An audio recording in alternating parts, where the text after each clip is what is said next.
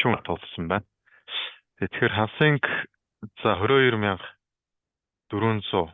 Яг хөө бидэд сүүлд одоо нэмэлт орлтыг бол энэ дээр хийчихсэн. Одоо ямар үед хийчихсэн бэ гэхээр яг энэ өмнөх өрөөгөө энэ өдрийн лаа буюу одоо энэ лааны тэгшинсгт их бий яг энэ resistance буюу эсэргүүцлээ яг ингээд тийшээгээ одоо тий одоо лаан ингэж гарч ирж байгаа тохиолдолд бол одоо тийшээгээ сэтгэлээ гарч ирж байгаа тохиолдолд бол бидэд бас үнэхээр өсөлтийн трендэд яг үнэхээр одоо урт хугацаанд шилж чадлаа гэдгийг нь бас харчих гадах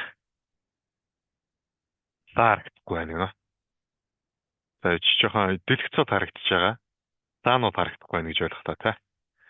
За сайн байна уу гэж байна. Тэгэхээр хэдүүлээ хүмүүсээ жоохон үлээнгээ за эдийн минут нэг товчхон асуултууд тий асуултууд болоод за хүмүүсийн сонирхож байгаа зүйлсд нь бас хариулаад явъя гэж бодож байна. Тэгэхээр яг Хансангийн хувьд бол яг өмнөх орой гэдэг зүйл маань 22,650 одоо лааны их буюу өнөөдөр Хонконгийн зах зээл нэгдсэн. Хаагтахта 22,433 дээр хаагтлаа. За ингээд энэ өөрөө хэрвээ өнөөдөр ингээд гараад ирсэн бол тий одоо их бий бол одоо дээшлээд гараад ирсэн бол бид одоо дахиж баталгаа аваад Брюкс дээр нь бол бүр урт хугацаанд одоо жинхэнэ одоо шазаатлаа барьж хагаад одоо оролт их байсан. Одоо ийм зүйлүүд бол харагдаж байгаа. За тэгэхээр групп дээр Zoom митингээ эхэлсэн гэдгийг нэг сануулчих.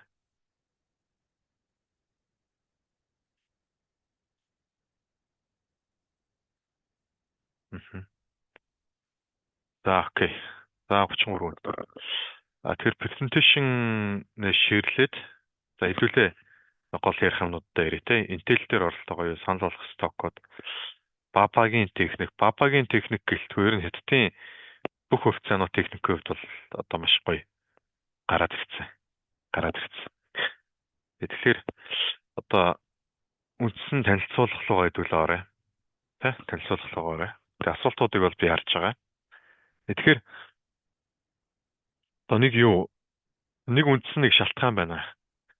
За хэдтийн зах зээл тэ одоо өнгөрсөн 7 хоногт хэдтийн зах зээлд за хэдтийн төв банк бол ингээд одоо тэ одоо их буугаар асуудлуудаа буудаад тодорхой хэмжээнд бол нэг бүүм хийлгчлээ тэ хэдтийн зах зээл дээр төв банк нь бол одоо өсөлтийн эхлэлийг тавьчлаа. За тэгэхээр хэдтийн маркет өөрөө яг ерөөхдөө суураараа ямар одоо байдалтай байгаа юм бэ тэ хэдтийн маркет суураараа ямар байдалтай байгаа юм бэ гэхээр нэгдүгээр одоо эхний график дээр хэдтийн үйл хөдлөлийн салбарын борлуулалт гэсэн зүйл өөрөө унж байгаа. Хэдтийн үйл хөдлөлийн борлуулалт унж байна.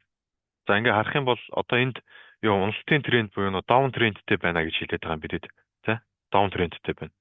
Хэдтийн одоо үйл хөдлөлийн салбарын борлуулалт уналтын трендтэй байна. За чинд үзгээр зурч тэ уналтын трендтэй байна. Боошоо. Ингээд шинэ баригдж байгаа building starts буюу одоо шинэ баригдж байгаа орон сууцны тоо бас буураад байна. Хэдтийн зах зээл дээр тэ. Тэг шинэ баригдж байгаа орон сууцны тооч буурч байна. За ингээд яасан бэ гэхээр хэдтийн иргэдийн 70 орчим хувь нь үйл хөдлөлтөд хөрөнгө оруулсан байдаг. За ингээд үйл хөдлөлийн хөрөнгө оруулалтын одоо дүн багасаад нэмэлт хөрөнгө оруулалт хийх зүйлхүү болоод за ингээд үйл хөдлөхөөсөө хятадууд маань алдагдaltaулээ гэж хэлсэн.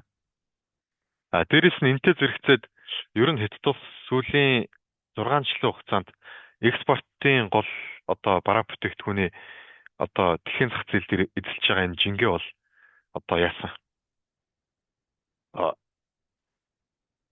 одоо хөмөлсөн гэх юм уу те хөмөгж ихэлсэн одоо энэ жин тухайлбал одоо энд харагдаж штэ 2016 онд одоо аялын хэрэгслийн экспортын 83%-ийг хятадаас гаргадаг байлаа.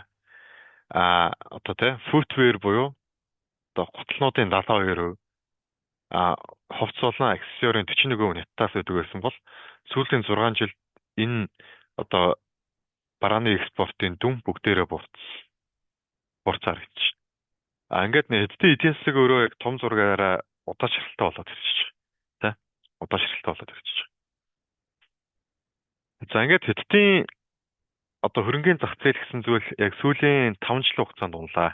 5 жилийн хугацаанд унлаа. За ингээд сүүлийн одоо 19 оноос хойш унахад бол мэдээж одоо засгийнх нь хатуу бодлогод нөлөөллөө. Гадны улс орнуудын хориг нөлөөллөө. Ковид орж ирлээ. Гэхдээ одоо эдийн засгаа дэмжих арга хэмжээнүүдийг яриад байгаа ч ихсэн нөгөө талдаа явж нөхөр хөрөнгөний зах зээл гэдэг зүйл өөрөө одоогийн цэг дээрэс нь 1995-96 оны цэг хоёр хансын индекс дээр яг ив ижилхэн байж байгаа. Сүүлийн 20 гаруй жил хөрөнгөний зах зээл нь одоо Америкийн зах зээл сүүлийн 20 жил одоо 10-20 өслөө гэж ярьдаг. Гэхдээ хэдтэйх бол өсөөгүй. Тэ хэдтэйх бол өсөөгүй. Тэгэхээр одоо энэ эсвэл одоо өсөхгүй байгаа шалтгаан нь юу юм бэ те? Одоо яг энэ графикт харагдаж байгаа энэ эдийн зах зээлээр унаад байна. Тэр өсөхгүй байгаа шалтгааныг нь хэд хэдэн зүйлтэй холбож тайлбарлах гэдэг юм бэ. Нэгдүгээр одоо хятадын иргэдийн 7% нь 23 оны статистик 7% нь хувьцааны зах зээлд оролцдог. Тэгэхээр энэ яаж ийнэ вэхээр юу хувьцаанууд унлаа гэхэд нийт иргэдийн 10 хүрэхгүй хувь нь л хөрөнгөө алдаад эсвэл одоо хувьцаанууд унлаа гэдгийг мэдээд өнгөрдөг. Тэ? Мэдээд өнгөрдөг. Харин одоо Америк нэгдсэн улсад байсан бол хэрвээ эдийн засаг нь хямраад хөрөнгөний зах зээл нь унчих юм бол эн чин одоо нийт насан туршсан иргэдийн 61%-ийнх нь одоо хөрөнгөтэй хамралтай асуудал болчих. Тэгэхээр энийг яах юм? Одоо Америкийн одоо засгийн газраас бол зайлшгүй дэмжих шаардлага. Хятад дээр энэ зүйл баа байгаа учраас яаж ийнэ вэхээр одоо төр засгийн хувьд ч гэсэн ерөөхдөө хөрөнгөний зах зээл гэдэг бол иргэдийн яг нийтлэг энэ амьдрал нөлөө үзүүлэх нэг том одоо салбар биш байгаа гэсэн. Хүмүүсийн хувьд бол зөвхөн цөөхөн хүмүүсийн ордог тий одоо 13-4 хүмүүсээс ганц л хүн ордог яг ийм зах зээл байсан. Тэгэхээр яг энэ бүлтэй буурж байгаа нь хятадын яг том эдийн засгтаа төдийлөн ач холбогдол гарахгүй байсаар байжээ. Тэгэхээр байгууллагын зүгээс харах юм бол яаж ийнэ вэхээр одоо нийт одоо хятадын санхүүгийн бус буюу банкнаас бус компаниудын харьцуулаад үзэхэд Америкийн нэгдсэн улс бол одоо бусад санхүүгийн бус компаниудын 67% нь одоо санхүүжилттэй буюу эфүүсрээ хувьцааны санхүүжилтээр шийддэг. Хятадын хувьд бол эсвэргээрээ 69%, 70% нь компаниудын 70% нь одоо хувьцааны санхүүжилт биш, зээлээр компанийнхаа санхүүжилтийг эфүүсрийг шийддэг. Тэгээ бизнесийнхаа эфүүсрийг зээлээр хятадд авдаг. Тэгэхээр байгууллагын хувьд ч гэсэн нөгөө хөрөнгөний зах зээл гэдэг зүйл өөрөө унж гин үү, байгууллагын үнэлгээ доошилж гин үү гэдэг нь одоо хятадын одоо нийт компаниудын 70 орчим хувьд нь одоо бодлого юм асуудал байсан гэсэн үг. Тэгсэн чинь одоо яагаад сүүлийн 2 жилээс эхлээд хятадын төв банк засгийн газраас хөрөнгөний зах зээлд анхаарах болов гэхээр одоо энэтэй холбоотой. Нэгдүгээр хятадын үйл хөдлөлийн зах зээл хямарч байна. Ингээд үйл хөдлөлийн зах зээл одоо хятад хямраад үйл хөдлөлийн үн унж байна. Тэгэхээр энэ өөрөө нийт иргэдийн 70% хөрөнгөтэй одоо холбогдож байгаа яригдж байгаа асуудал. Тэгэхээр одоо энэ үйл хөдлөлийн зах зээл өөрөө цаашаага дахиж тэлээ өсгий гэхэд одоо их хэмжээний орон сууцны нийлүүлэлттэй байгаад байдаг. Тэгэхээр одоо иргэдийн мөнгөө гол цуглуулдаг мөнгөний гахаан одоо өмнөх 10-20 жилийн турш одоо орон сууц байсан бол одоо тэр мөнгөний одоо орон сууц гэсэн гахаа өөрөө эвдэрч эхэлж байгаа. Одоо ковидын дараагаас эхлээд.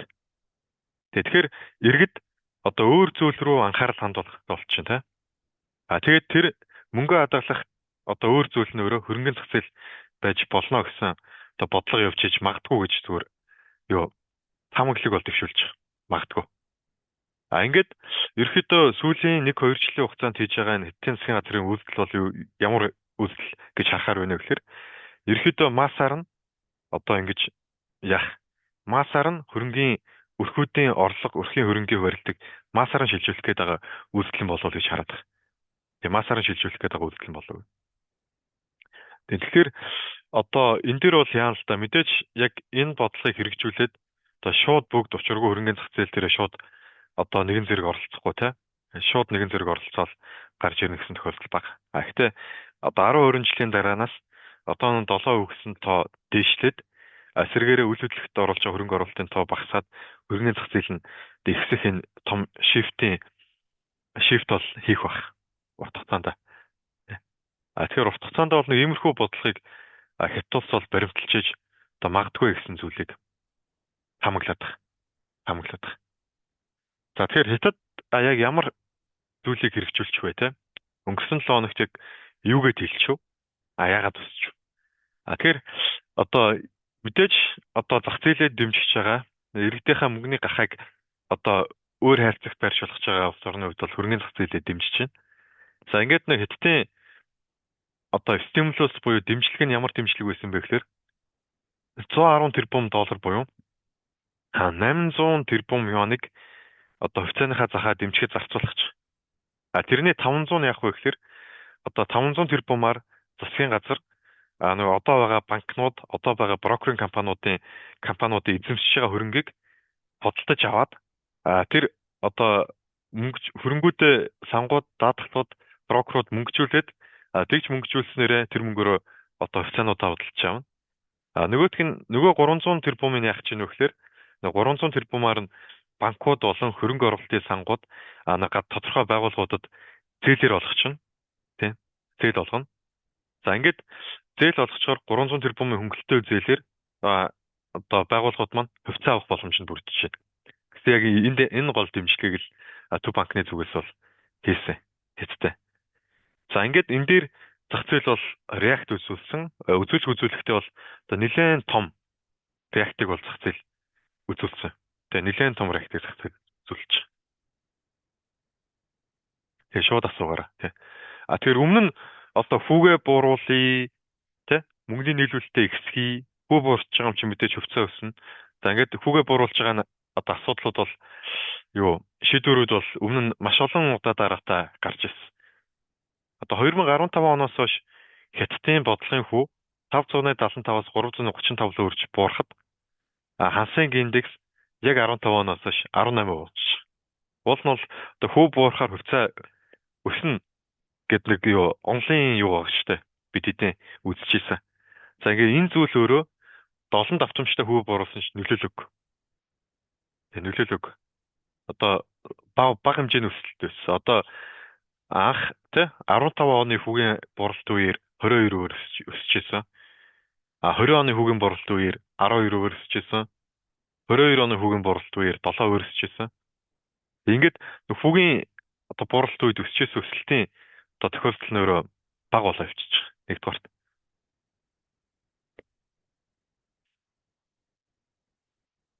За ингээд одоо хятадын хувьцаанууд нийтээрээ маш хямдхан болоод өсөж байгаа юм уу?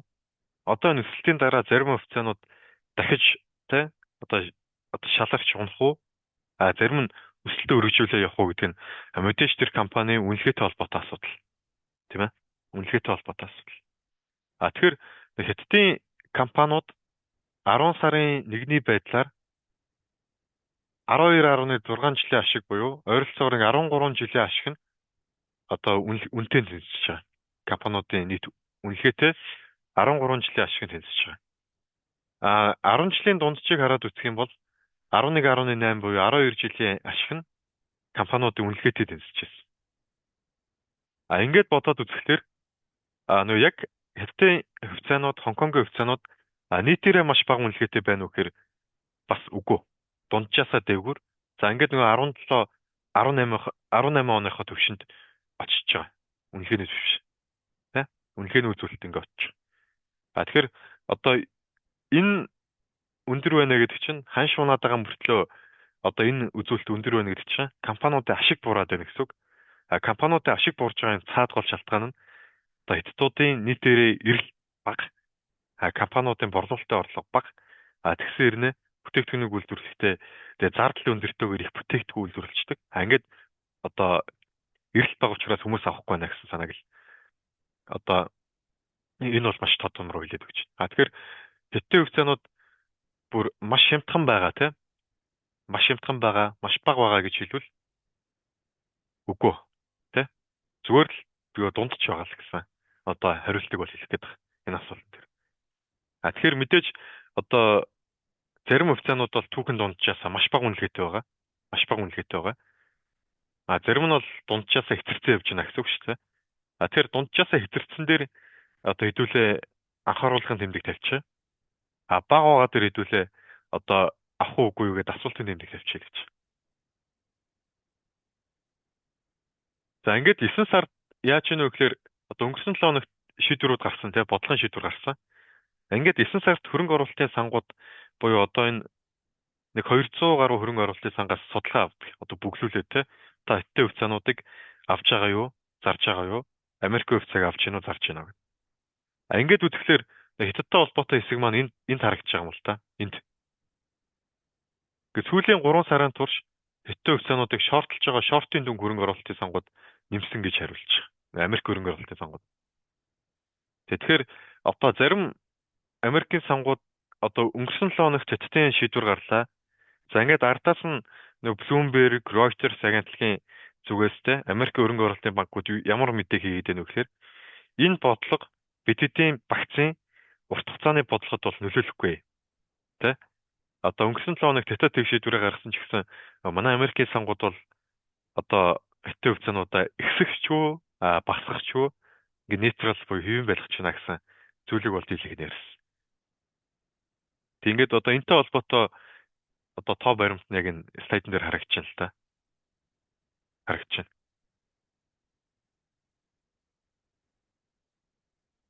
За ингээд нэг хятадын хувьд бас хэд хэдэн одоо арга замуудыг бол яасан. Одоо эдийн засгийн өөрчлөлтүүдийг хийсэн. Эхний өөрчлөлт нь тэтгэврийн насыг хятад улс нэмсэн. Одоо 25 оны 1 сараас эхлээд эх оноос эхлээд хятадын эрэгтэйчүүдийн тэтгэврийн нас 60 байсан бол 63 болоод эмэгтэй тэтгэврийн нас 50 байсан бол 58 болчих. За гээд энэ шийдвэрээс улбаалаад ямар үр дагаврууд гарсан бэ гэхээр иргэдийн итгэл буурчихсан. Яагаад биднийг ажилуулах гээд байгаа? Эдийн засаг одоо бүтээмж үйлдвэрлэх гэсэн үзүүлэлтөөрөө тааруу байгаад юм уу? Яг одоо ямар учир шалтгаан байна? Гэт залуучуудын ажил хөдөлгөөний төвшин их байгаа шүү дээ. Тэ. Тэгэхээр энэ өөрөө ямар асуудал байна вэ гэдгийг дээр одоо ингээд иргэдийн итгэл бол буурчих. Эдийн засаг бодлоготой итгэж байгаа итгэл. За ингээд юу болчихвоо гэхээр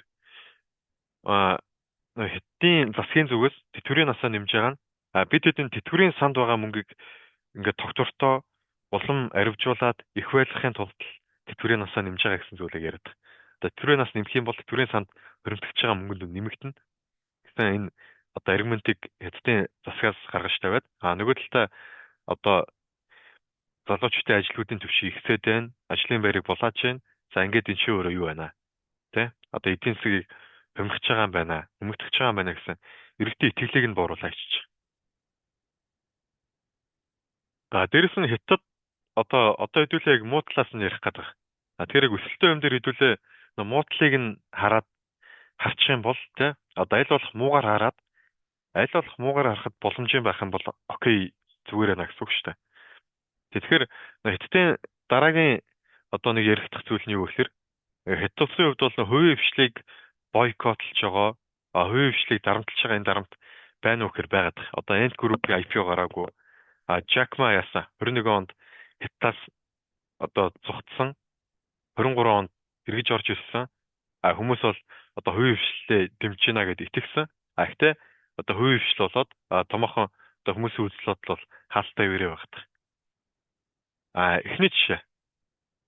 Calvin Klein LVMH гэдэг одоо компаниуд байдаг.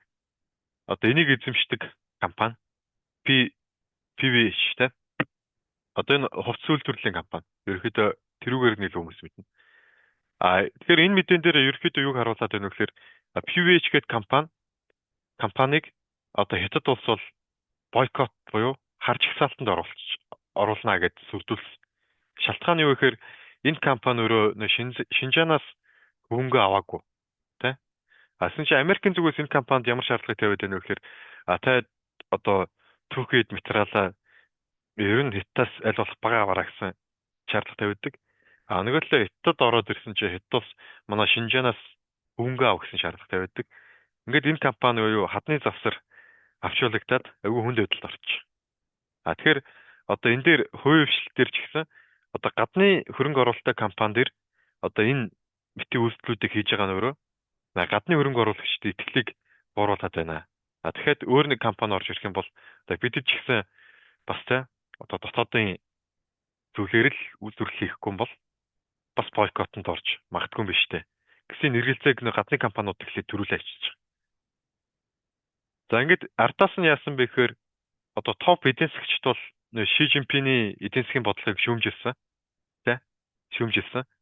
Одоо жишээ нь Чжоу Хинпэн гэдэг эдийн засгч байж байгаа. Одоо нэлээд топ эдийн засгч. Одоо хэдийн эдийн засгийн бодлогын ороо манайхаар бол одоо төсвийн доктортой байдлын ороо гэж нэрлэдэг, тий? Одоо үүнтэй төстэй байгууллагт бол хятад одоо маш топ эдийн засгч хийж байгаа энэ хүн Ши Жинпиний бодлогыг шүүмжилсэн. За ингээд энэ мэдэн дээр юу байна вэ гэхээр одоо албан ёсны Тайваны Taipei Times гэх мэт байна. За маш олон мэдээллийн сайтууд дээр бол энэ бол гарсан. Тэгэхээр энэ мэдэн дээр Ши Жинпиний эдийн засгийн бодлогыг шүүмжилсэний дараа топ эдийн засгч одоо орс ураггүй алга боллоо гэсэн мэт байгаа байхгүй.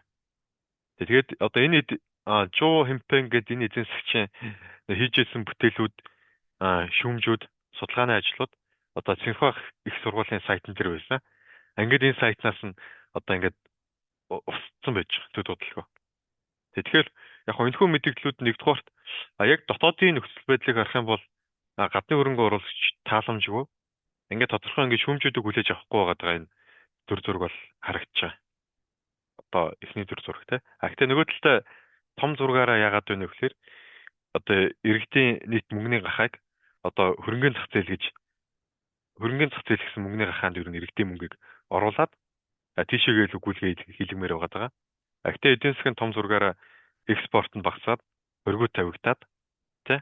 Одоо ингээд Америкийн нэгдсэн улсын ерөнхийлөгчийн сонгуулиар Трамп ч юм гараад ирэх юм бол ингээд улам шахалтанд одоо орж магадгүй тий. Дээрээс нь одоо хойно Орос улбаны улс байна. Холдоо нэмээ хийж гин. Ингээд шахалтууд орж ирж магадгүй. Ингээд юу шинжээчдээ үзэж байгаагаар одоо Хятадын саяны бодлогыг юу ч харуулсан бэ гэхээр misfire та одоо ерөөхдөө юу тархтаа оноогүй гэж нэрлээд байгаа. Одоо шинжээчд. Өөрөөр хэлбэл ингээд эдийн засгаа дэмжих гээд асуудлуудаа ингээд буугаар буудыг гэснэ. Одоо бууныхаа нэг овоо харааг тааруулж чадаагүй. Ингээд бодчлаа. Зүйлийг яриад байгаа. Тэгэхээр одоо Хятадын одоо эдийн засгийг ажиллаж байгаа хүмүүсийн зүгээс юу вэ нөхөр? Одоо эдгээр асуудлууд бол том зургаараа эдийн засгийг юу дэмжиж чадахгүй, эргэлтийг дэмжиж чадахгүй байгаад байна. Тэгэхээр зөвхөн төв банк ажиллахаас гадна сангийн ам өөрөө одоо төсвийн бодлогоор одоо дахиад мөнгө нийлүүлэх ёстой шүү дээ. Эргэлтэд дэмжиж чагээд.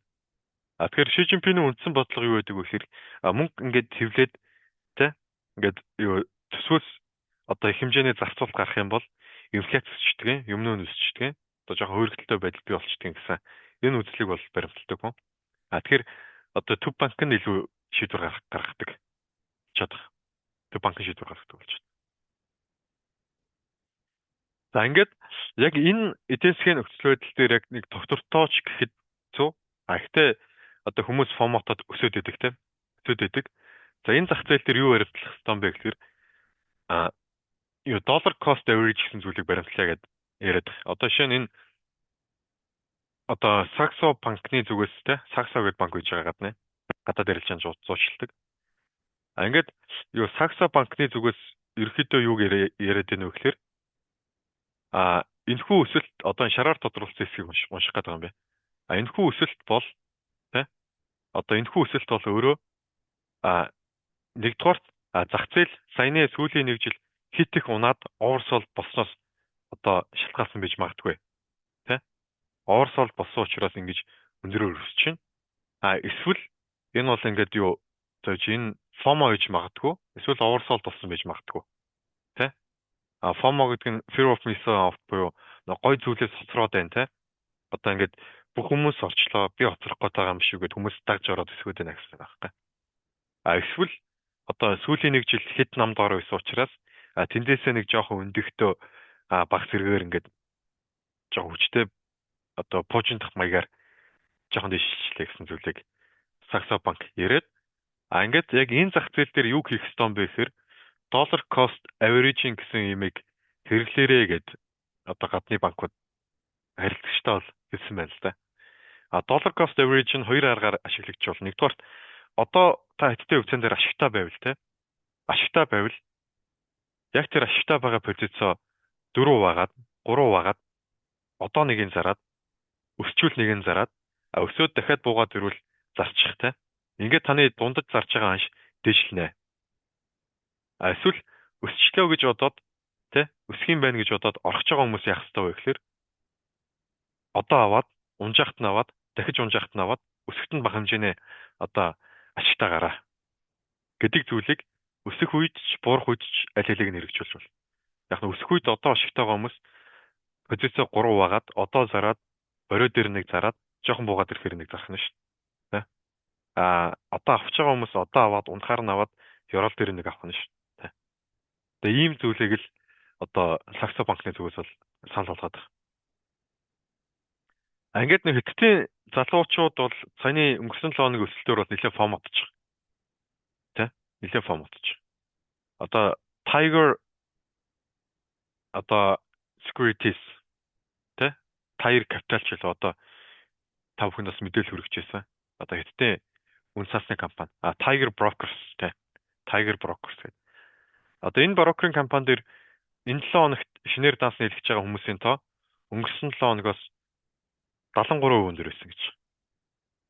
Одоо Futu Securities гэдэг үн цасны компани дээр данс нийлгэсэн хүмүүсийн тоо өнгөрсөн 7 хоногоос 40% өндөр гэж. Тэгэхээр үн цасны компаниуд дээр данс нээж хөвцөө аваад байгаа залуучуудын тоо энэ 7 хоногт өнгөрсөн 7 хоногоос хөвцөөний данс нээлт 50% нэмэгдсэн. Энэ одоо тэр шийдвэр гарсан 7 хоногт өмнөх 7 хоногоос хөвцөөний арилжааны бодолтой авах захиалга 2 дахин нэмэгдсэн. Ингээд залуучууд нэг очрлоод одоо үн цасны компаниуд нь нэлээд ачаалттай ажиллаад за ингээд энэ хэд маань ингээд дансаа нэгээд суугаад идэг тий. Тэгэхээр одоо нийт данс нээж байгаа харилцагчдын нэг 80% орчим нь 30-аас доош насныхан байлаа гэдэг байгаа. Тэгэхээр залуучууд ерөнхийдөө саяны өсөлтийн дараа фомотод одоо ингээд яах нь бүр улам ингээд цаашаага хөвч байгаа гэсэн. Тэгэхээр ийм төрлийн өсөлттэй бол та харах. Тэр бид хэдийн хувьд бол өсөлтийн хэмжээ яг одоо өмнөх дундчуудаа агуулад бидэд эргүүл хятадын зах зээл бол 20% өснө. Тэ? Өмнөх өрөөгөө баг зэрэг даваад дахиж доошлж магадгүй гэсэн зүйлийг ерөөдөө оны эхнээс хойш яриадсан. Тэгсэн чинь ерөөдөө нэлээд олон одоо фомонууд тооцоолшгүй мэт зүйлүүд гараад ирсэн. Америкийн сангууд нөгөө талд тухнуудаа харснаа шортлоод байдаг. Үнэлгээний харьцаануудаа харснаа ингээд хөдөлгөөн хийхгүй байгаад байдаг. Тэ гадны хөрөнгө оруулагчид ингээд байгаад байдаг. Тэгэхээр хятадын хувьд бол яг ийм зүрх зураг сая одоо 7 хоногийн хугацаанд боллоо. 7 хоногийн хугацаанд боллоо. Тэгэхээр мэдээж одоо хэрвээ урт хугацаагаар нь хэдүүлээ харах юм бол яаж ийм вэхээр одоо энэ үйл хөдлөхөөс хөрөнгөний зах зээл рүү шифт хийлгэж байгаа энэ нүүлгэлт бол одоо 5 10 тий 20 жилдээ хийж байгаа шифт. Тэгэхээр бүр маш урт хугацааг харах юм бол окей байж болно. Тэ хэвчээ. Гэхдээ яг одоогийн эдийн засгийн нөхцөлийг харахад энэ шаардлагатай дэмжлэгийг үзүүлж чадахгүй байна. За үйл хөдлөлийн хөрөнгөний зах зээлийн хямралыг давхад 8 одоо тэ 8 их найд юан шаардлагатай. Одоо тэрний 7.1-ийг л зээл дээр тавьчаад байгаа. Ингээд бага байгаад байна гэсэн зүйлүүдийг эдийн засгчдэр яриад байгаа. Тэгэхээр одоогийн огцон өсөөд явж байгаа тэ богино хугацааны одоо нэлээд өндөр өсөж байгаа хүмүүсийг фоморуулж байгаа энэ үзэгдлөөрөө хизээ дуусах юм бэ? Тэгэхээр ерөөхдөө дараачийн эдийн засгийн мэдээ гартал одоо энэ зүйл маань бол үргэлжилж магадгүй зүйлийг ярих гэдэг. Дараагийн эдийн засгийн мэдээлэл гартал. Өөрөөр хэлбэл одоо 13-ны өдөр хятадын инфляцийн мэдээ гарна. 14-ний өдөр хятадын худалдааны тэнцвэрийн мэдээ гарна. Хятадын экспорт бол унаад байгаа. 18-ны өдөр хятадын дотоодын нийт бүтээгдэхүүний мэдээ гарна. Тэгэхээр яг 10 сарын дундаж хүртэл одоо байгаа хэвэндээ эсвэл тодорхой хэмжээнд байж байгаад энэ эдийн засгийн мэдээллүүдийн эргэлтийн улмаас нэлээд хүчтэй реакцийг бол үзүүлж магадгүй гэж боддог. Тэгэхээр ашигтай байгаа хүн бол 3 хувиар зарахтаа энэ мэдээнээс өмнө, мэдээний дараа, тэгээд бүр урт хугацаанд гэж ерөөхдөө хуваачиж болохоор харагдаад байна. Тэгэхээр эдийн засгийн мэдээллүүд бол ингэж гарч байна. Тэгээд зарим эдийн засгч бол мэдээж хэдтийн юу жижиглэн худалдаа бол эдийн засгийн бусад үзүүлэлтүүд бол хүлээлтэндээ хүрэхгүй байна. Төсвөөс дэмжээч гэд шүмжлээд байгаа. Гэхдээ нөгөө талд төсвийн дэмжлэг үзүүлэхгүйгээд ингээд нөгөө үг хэлсэн эдийн засгчид маань одоо алга болж эхлэв. Тэ. Одоо алга болно ч юм мэдэхгүй. Тэгвчсэн одоо судалгааны ажлууд нь устдаад тэ олон хүнтэй энэ одоо зах зээлтүүд ингээд байхгүй болох амархан л баг л та. Одоо ийм зүйлүүд болж эхэлж байна. За ингээд хэдүүлээ харах юм бол юу гэж байгаа. Одоо энэ харагч нь үгүй гэдэг. Одоо ерөөхдөө нэг маш логиктойгоор одоо энэ эдийн засгийн зах зээлийн үзүүлэлтүүдийг хэдүүлээ нэг харъя гэд ерөөхдөө бүх зүйлийг бичсэн байж байгаа. Хин юу гэж хэлсэн, ямар сангийн ямар хөрөнгө оруулагч яг юу гэлөө тэ? Ямар сангийн ямар хөрөнгө оруулагч одоо юу гэлсэн бэ гэдэг. Тэгэхээр одоо энэ дээр яаж вэ гэхээр нэгдүгээр эдийн засгаа дэмжих одоо багц хөтөлбөрийг зарлалаа. Тэ? Эдийн засгаа дэмжих хөтөлбөрийг зарлалаа. Тэгэхээр энэхүү хөтөлбөр яасан бэ гэхээр одоо Бээжингийн зарласан дэмжлэгийн багц өөрөө Тэна шиг 24 үсгчлөө тэ. Энэ бол өгөгдөл одоо хэдүүлээ нэг код бичиж байгаа юм шиг тэ. Програм бичиж байгаа юм шиг нэг өгөгдөл өгөөд хэдүүлээ нэг үр дүнг принт хийж хэвлж авах гэдэг шүү дээ. Гадны хөрөнгө оруулагчид тэгсэн чинь өнгөрсөн 7 хоногт яасан бэ гэхээр маш бага хөрөнгө оруулалтыг хийж байна. Underweight буюу маш их хөрөнгө оруулалтыг хийхгүй байна нэттэй үссэн дээр ажиглаад байна. Тэ. Гадныхын ихэр чи одоо өөр улс ихэр бицэрч хийж болно ш. Ерөөхдөө гадаадын хөрөнгө оруулагч маш бага хөрөнгө оруулалтуудыг хийгээд ажиглаад. Ингээд хөрөнгө оруулагчдын байр суурь яаж ийнө гэхээр одоо дэмжлэгийн одоо үр нөлөө бол одоо хувьцааны одоо эдийн засгт нөлөөлөх үү, зах зээл нөлөөлөх үү гэхээр их багын тэмдэг нь ийшээгээ харсан буюу хувьцааны зах зээл нөлөөлөгч эдийн засгтаа нөлөөлөхгүй шийдвэр гаргачлаа. Гэсэн зүйлийг яриад байгаа. Ингээд нэг UBS банкны зүгээс бас юу гэсэн бэ гэхээр бид хэдэн хөрөнгө оруулалт хийхэд цаашдын тодорхой арга хэмжээнүүд хэрэгтэй. Цаашдын тодорхой арга хэмжээ гэдэг нь юу гэхээр одоогийн арга хэмжээний ардаас гарч байгаа эдийн засгийн тав үзүүлэлтүүд ямар гарах нь бидэд бас хөрөнгө оруулалт хийхэд хэрэгтэй том мэдээлэлээ. За ингээд Төв банк засгийн газраас нь юу хийж байгаа гэхээр Төв банкны зүгээс сүүлийн хугацаанд хувьцааны худалдаа авалтыг зүгээр шууд дэмжиж байгаа. Зээл өгнө. Swap ин банкуд дээр байгаа ямар нэгэн хөрөнгө байх юм бол мөнгөжүүлчих, мөнгөөрөө та төвцөө. Тэ? Засгийн газар ямар үйл хөдлөлийг хийсэн бэ гэхээр зээлийн одоо ипотекийн зээлийн хүүг бууруулах дээр ерөөхдөө анхаарал ажиллаж байгаа. Үйл хөдлөлийн зах зээлийг дэмжих гэдэг. Ингээд гадаадын хөрөнгө оруулагч юу хүлээгээд байна вэ гэхээр төсвийн зардлаа илүү их дэлхийг л үлээгээд байгаа. Хятад дээр тэ? Төсвийн зардлаа илүү их дэлхийг үлээгээд байна. Гэхдээ хэдтийн суурь асуудал бол хувьцааны үн унаад байгаа нь суурь асуудал биш. Одоо хөрөнгөний зах зээлийг өсгөхөд эдийн засгийн сайжирсан гэсэн үг шүү дээ. Эхлээд эдийн засаг сайжирчээж зах зээл өсгөх шүү дээ. Тэгэхээр энийг нь хүмүүс яг одоо бууныхаа овоорог таруулаагүй л гэж хэлээд байгаа юм л та. Суурь асуудлын үе юм бэ гэхээр хэрэглээ нэмэгдэх дефляц буюу үнийн бууралтыг одоо ядаж үнийн өсөлтийг эерэг болгоод эрэлтийг нэмэгдүүлээд үнийн өсөлтийг эерэг болгоё гэдэг нь өөрөө маш гол асуудал. Уг бол дефляц явагдаад байна, компани борлуулалт буурна, ашиг буурна. Ингээд юу том хэмжээнд нөлөөлж орж ирээд байгаа юм л та санхүүгийн. Тэгэхээр одоо ийм зүйлүүдийг бол хүлээлтийн хувьд бол одоо гадаадын хөрөнгө оруулагч төсвийн зардлыг хүлээж байна. Суурь асуудал чинь хувьцаа унаад байгаа болохоор эдийн засгч унаад байгаа биш ээ. Тэ? Шууд хувьцааны зах зээл дээр одоо 800 тэрбум юаныг дэмжинэ гэдэг чинь. Хэрэгцээ бага, эрэл бага дефляцтай байгаа болохоор одоо энэ эзэн засгч өсөхгүй байгаа шүү дээ. Гэт яг тийм л зүйлийг яриад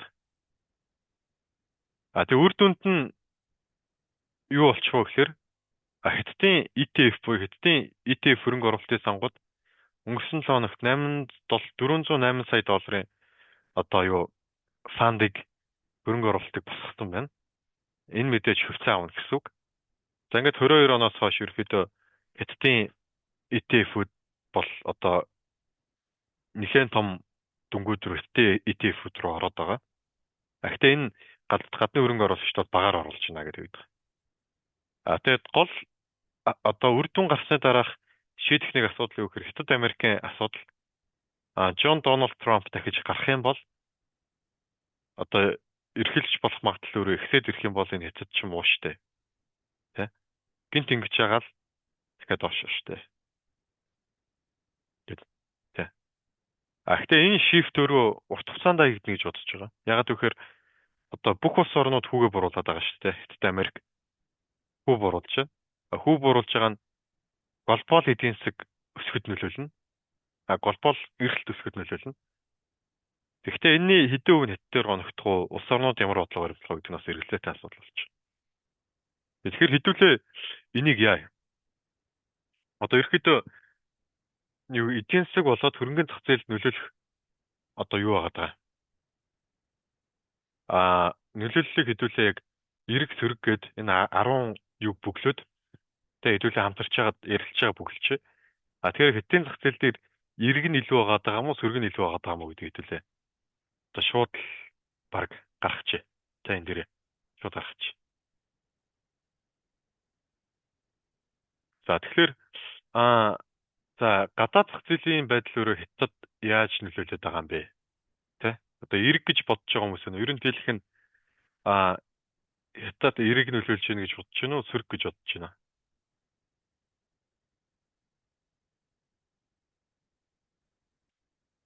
Сонсож байгаа тэ?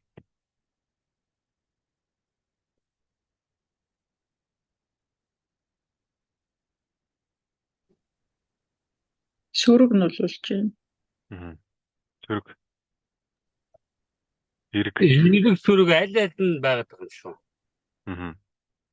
За тэгэхээр энийг яг хуу дундаж хэд өргөчээ те. Эргэлтэл нь юу вэ нөхлөөр яг хуу глобал эдийн засаг хүү буураад тэр чигээр эрэлт нэмэгдэж байна. Гэтээ нөгөө талдаа яг тэр эдийн засгийн хүмүүсийн эрэлтийн өсөлт өөрөө Хятадын бараа авах чиглэх үгүй юу? Хориг хэрэг байхаа гэдэг нь байна те. Хятад өөрийнхөө эдийн засгийн дэмжлэгийг хийж гинөө. Тэ? Энэ дээр бол ерөөхдөө хийж гинаа л гэж хараад байгаа. Хийж гин. Тэ? Одоо энэ дээр бол яачлаа шүү дээ. Хэдүүлээ тэг оноо өгчлөө шүү дээ. Энэ дээр 1 оноо. За Хятадын дотоодын эрэлт хүчтэй байна уу, бага байна уу? Ер нь одоо тэ? Хятадын эрэлт их байгаад байна уу? Бага байгаад байна уу? Эрэлтийн худалдаа авах чадвар, эрэлтийн түвшин. Бага байна. Бага. Ер нь том мэдээллүүдээр баг гэж хараад байгаа. За энэ дээр хэдүүлээ тэгвэл хасах 1 оноо өгч тэ. 1. За үйл хөдлөх хөрөнгийн нөхцөл байдал одоо тогтвортой сэргэж гин үү? Эсвэл тогтворгүй сулрах гээд байна уу? Тэ. Сул. Тогтворгүй, тогтворгүй байгаа. Ер нь хэдүүлээ бас тодорхой хэмжээний мэдээнүүдийг байн гардаггүй ч гэсэн ерөөдөө ажиллаж байгаа хүмүүсийн хувьд бол одоо гадралж байгаа тий. Энэ дээр хасах 1. За тэгэхээр олон улсын харилцаа геополитикийн түвшин тогтвортой юу, тогтворгүй юу гэдэг. Тогтворгүй. Тогтворгүй байна уу? Тогтворгүй. Тий. Дайны санхүүжил юу бос зүйл орж ирж тогтворгүй болчиход. Тий. Тогтворгүй шүү дээ. Засгийн газраас хөрөнгө оруулалтыг дэмжлэн бодлого баримталж байна уу? Хязгаарласан бодлого баримталж байна. Дэмжиж байна. Дэмжиж байгаа тий. Энэ дээр бол дэмжиж байна. Эдийн засгийн өсөлтийн эх онуудын хүлээлт өндөр байхаар байна уу, бага байхаар байна уу? Тэ мэдээж хүлээлтээс л юм хамаарна шүү дээ. Бага байна. Тэг ер нь бага байна. Эдийн засгийн өсөлт бага байхаар байна. Тэг одоо IMF олон улсын валютын сан дэлхийн банкны таамаглалаар эдийн засгийн өсөлт буурсаар хагаад 3.5 гэдэг ингээд 29 он хүртэл урууд авчиж байгаа байхгүй. Энэ дээр бол эдийн засгийн өсөлт бол хасах 1. Татврын бодлогоор бол мэдээж компаниудад бол татврын бодлогоор хэмэл оюун ухаан ч байдаг юм уу те. Одоо гол нөө Америкт өрсөлдөх гэж байгаа компаниудад бол дэмжиж байгаа.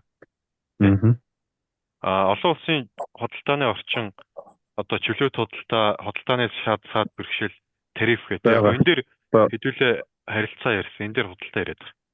Энэ дээр бол саад бэрхшээл байгаа те. Бага. Асах нэг. За иргэдийн одоо хөрөнгө оруулагчдын итгэл одоо сул байна уу, их байна уу те. Сая зарим нь дэмжиж эхэлсэн баг. Гэтэ энэ дээр Сул. нэг тэгэхээр сая зарим нь форматод орж явах шиг байна, зарим нь сул авах шиг байна. Яг уу одоо тий сулч байж болно, тэгч байж болно те. Ингээд хэдүүлээ одоо энэ саяны техник хасах нэгүүдээ ингээд нэмээд үзэл та. Тэ? Одоо за ингээд энэ гурвахлаа хасахыг гарчлаа. 2 тэ? Одоо итгэлцэл дундж байгаагүй л хасах 2, итгэлцэл байхгүйгүй л одоо юу хасах 3-таа гарч байгаа байхгүй. Тэг өөрөөр хэлбэл юу техник гэд хэдүүлээ үзсэн ч гэсэн одоо энэ дээр нэг оноо нэг оноотой 3 байгаа байхгүй.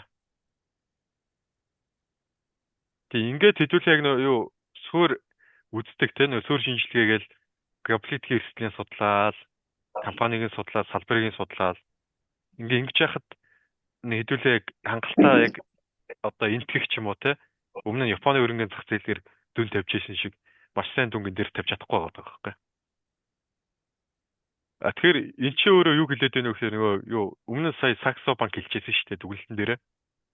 Саяны өсөлт бол хувьцааны хаш 1 жил маш бага дээр байж байгаад ингээд маш бага дээр одоо юмэг чинь пүршиг одоо дарж ягаад тавьчихаар ингээд нэг өндөр өсөрчдөг шүү дээ тий.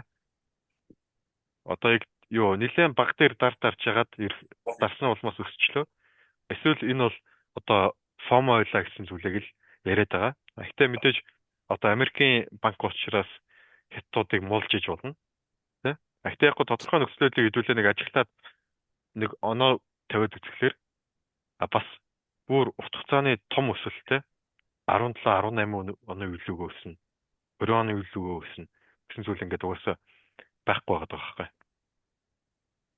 Тэгэхээр хэдүүлээ яг саяны ерөөдөө энэ Саксо банкнуудын одоо юг зөвлөмжүүдийг хараад би яг энэ Саксо банкны зөвлөгөө бол их чухал хэрэгтэй байна л гэж хараад байна. Багцаа хэдэд хуваач. Хувааж агаад ашигтайгаа байвал хувааж агаад ингээд баг багаар ингээд зараад бай. Унах юм бол хэдүүлээ баг багаар нь ингээд аваад бай тэ. Энэ бол зөв байж болно. За ингээд хэтийн эдийн засаг яг үнэхээр сэргээд компаниуд юм аваад байгаа мó гэдгийг илэрхийлэх 2 түүх хэд байгаа шүү дээ. Одоо ямар түүх хэдүүд байна? Дэс байна те. Дэс байна. Төмөргөө өдр байгаа шүү дээ. Энэ хоёрын үн өсчих юм бол хятад бол окей бас зэс аваад байгаа юм байна. Төмөр аваад байгаа юм байна гэж бид нар дүгнж болно л да. Одоо энэ бол зэсэн хаш. Дэс. Жаахан болчих. Зэсэн хашны хувьд бол 5 сараас хойш эдийн засгийн тааруу, хятад эдийн засгийн тааруу уналтын трендтэй явж байгаа. Зэсэн хашны уналтын тренд эргэх болов уу гэж бодсон.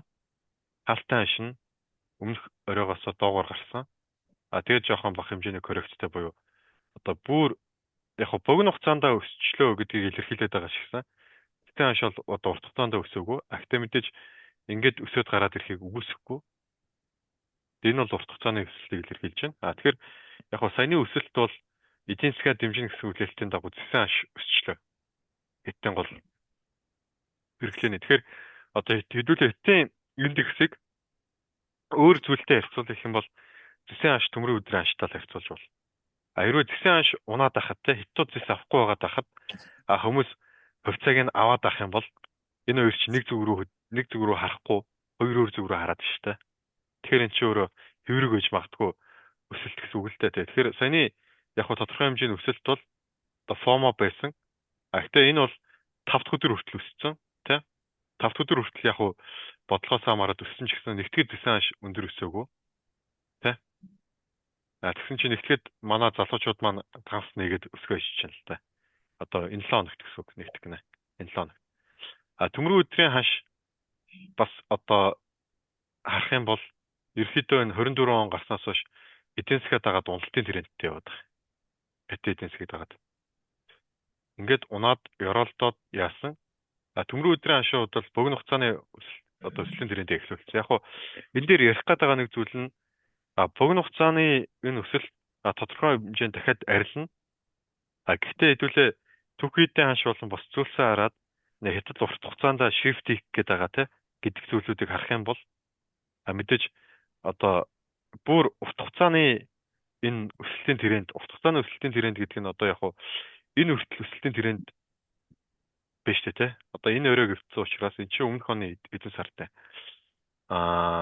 Өмнөх он биш юм байна. Энэ чинь нэг 2 сарын өмнө юм биш. Энэ дөрвөлжин чинь. Тэгэхээр эх 2 сарынхаа өсөлтийн одоо загварыг бол одоо энэ 9 сараас эхлээд 11 сар хүртэл ерөөдөө өсөлтийн загварыг техникийн хувьд бол одоо үсгцэн байж магадгүй гэж харагдаж байгаа. Ягаад гэвэл хаяр гэсэн зүйлээ хийсэн. Шинэ орой тогтооцсон. Ингэж унж орж ирсэн ээ. Том оройгоо даваагүй ч гэсэн энд байгаа жижигхэн маян оройгоо жоохон дэше гараад ирсэн буюу. Одоо энэ хугацааны уналтыг энэ хугацааны өсөлт болгочлоо. Тэгэхээр яг 11 сард бол Америкийн нэгдсэн улсын ерөнхийлөгчийн сонголттой. Тэ? Одоо энэ хүртэл тодорхой хэмжээний рискүүд бас байж болно гэсэн зүйлийг л хэдүүлээ харах гэдэг. Тэгэхээр хятадын зах зээл дээр хэдүүлээ яг бод дүгнэлт хийх юм бол яг л одоо саяны хэлсэнчлэн дүгнэлтүүдийг бол хийж болохоор байна.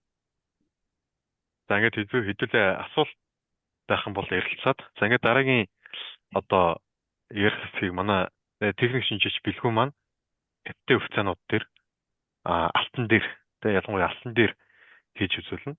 Алтайгаа чухал байгаа юм гэхээр хүмүүсийн мөнгөний гахаан үл хөдлөх байснаа сүүлийн нэг жил алт болчихж байгаа байхгүй. Залуучууд нь алт удаж байгаа бол. Тэгээ хэрвээ алтны ханш унаад эхлэх юм бол хүмүүс чинь алтаа зараад байр авахгүй юм чи хувьцаа авна ш. Тэгэхээр алтны ханш улам унах дохио өгж явах юм бол хятадын залуучууд өөрт байгаа алтаа зараад эргүүлээд гарсан мөнгөөр хувьцаа авдаг ч юм уу тийм. Ийм хөдөлгөөнүүд одоо байж магадгүй. Зүйлийг харах гэдэг. Тэгэхээр бэлгүүн би энэ дэлгэцийн ширээ зогсооч. Тэгээд үлээ тодорхой асуултууд байх юм бол товчхон хариулаад явчих. Тэгээд би бэлгүүнүүдээ өгч. Хост болгоод дэлгэцийн ширлүүлж. Сайн байна орой мэд. Баярамд. Энэ одоо тэгээ цааш төсгөр болчихоо яахаар болчихоо одоо. Хомороо дөнгөрөхөр болчихоо. Тэн дээр яаж ч нөхөр хамгийн ихний эдийн засгийн мэдээ бол 10 сарын дундуур гарч ирж байгаа. 10 сарын 13. Тэгэхээр энэ бол ингэж явсаар хагаад эдийн засгийн мэдээлэл одоо энэ явж байгаа трендийг юу эргүүлэх вэ гэхээр эдийн засгийн мэдээ эргүүлнэ. Гэхдээ инфляцийн мэдээ болоод энэ 9 сарын мэдээнүүд 10 сар зарлагдахтаа хэрвээ тодорхой хэмжээнд тааруу гарчих юм бол энэ маань өөрөө эргээд буугаа явчихна гэсэн үг. Гэхдээ үнэлгээний хувьд хэдүүлээ харах юм бол үнэлгээний хувьд бол энэ чинь үнэлгээ нь дунджаасаа дээшээ гараад ирсэн. Тэгэхээр тодорхой хэмжээний зарах захиалгуудаа хэдүүлээ хэрэгжүүлж болно. Авахтаа хэдүүлээ энэ өндөр уналтын дараа үнэлгээний харьцааж дунджаасаа өндөрийг зааж чинь эдийн засгийн мэдээнүүд гадны хөрөнгө оруулалтын сангууд ч гэсэн ороогүй ажиглаад байна. Тэгэхээр тэр хэд хаана орж ирэхгүй гэхээр жоохон мэдээ тааруу зарлагдаад дахиад жоохон доошлоод ирээ л та тий. Ингээ нэг 10% орчим доошлох юм бол хэдүүлээ орчё гэж. Яагаад гэвэл бүр том зургаар нь харах юм бол энэ маркет өөрөө дэшегээ shift хийж байгаа буюу шилжиж байгаа гэсэн үг. Тэгэхээр яг том өсөлт гарах уугүй гэдгийг 10 сарын 13-нд гаргаж байгаа эдийн засгийн мэдээнүүд шийдэгдэнэ.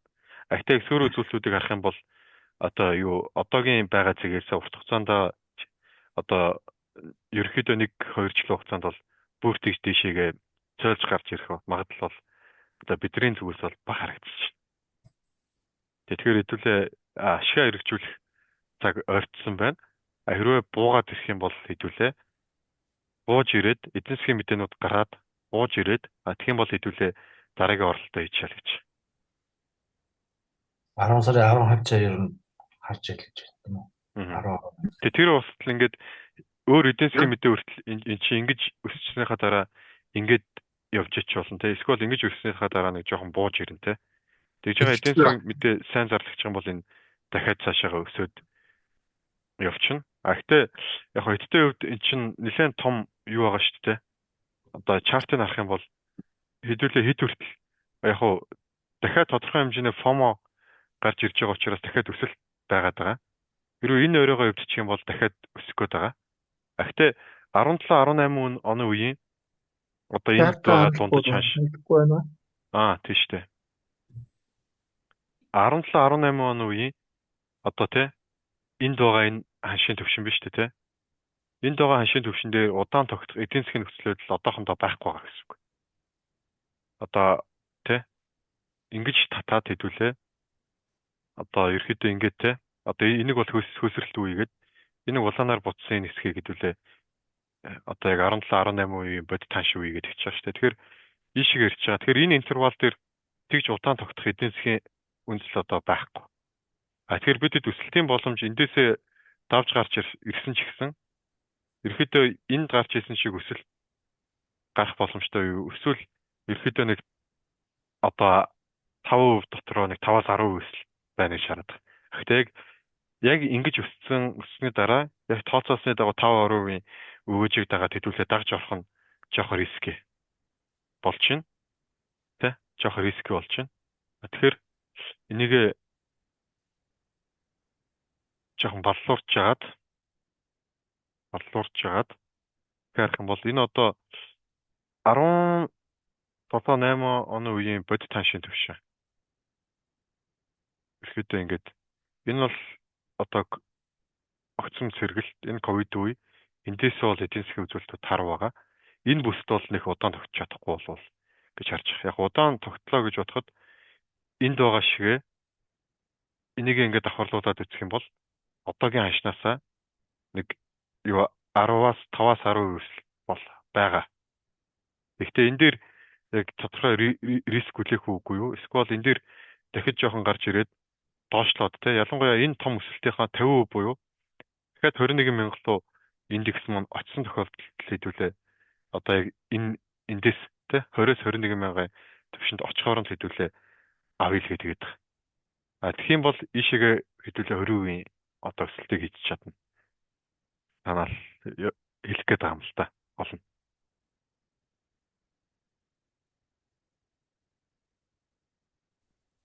За энэ Хятадын цахилгаан машины борлуулалтууд их сайн мэдээний зүйлүүд ихэд гарлаа.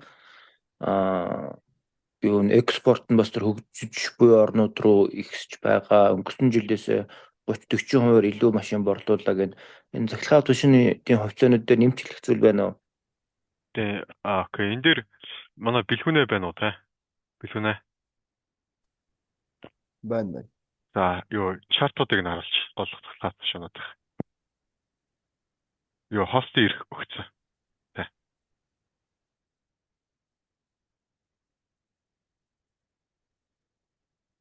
За.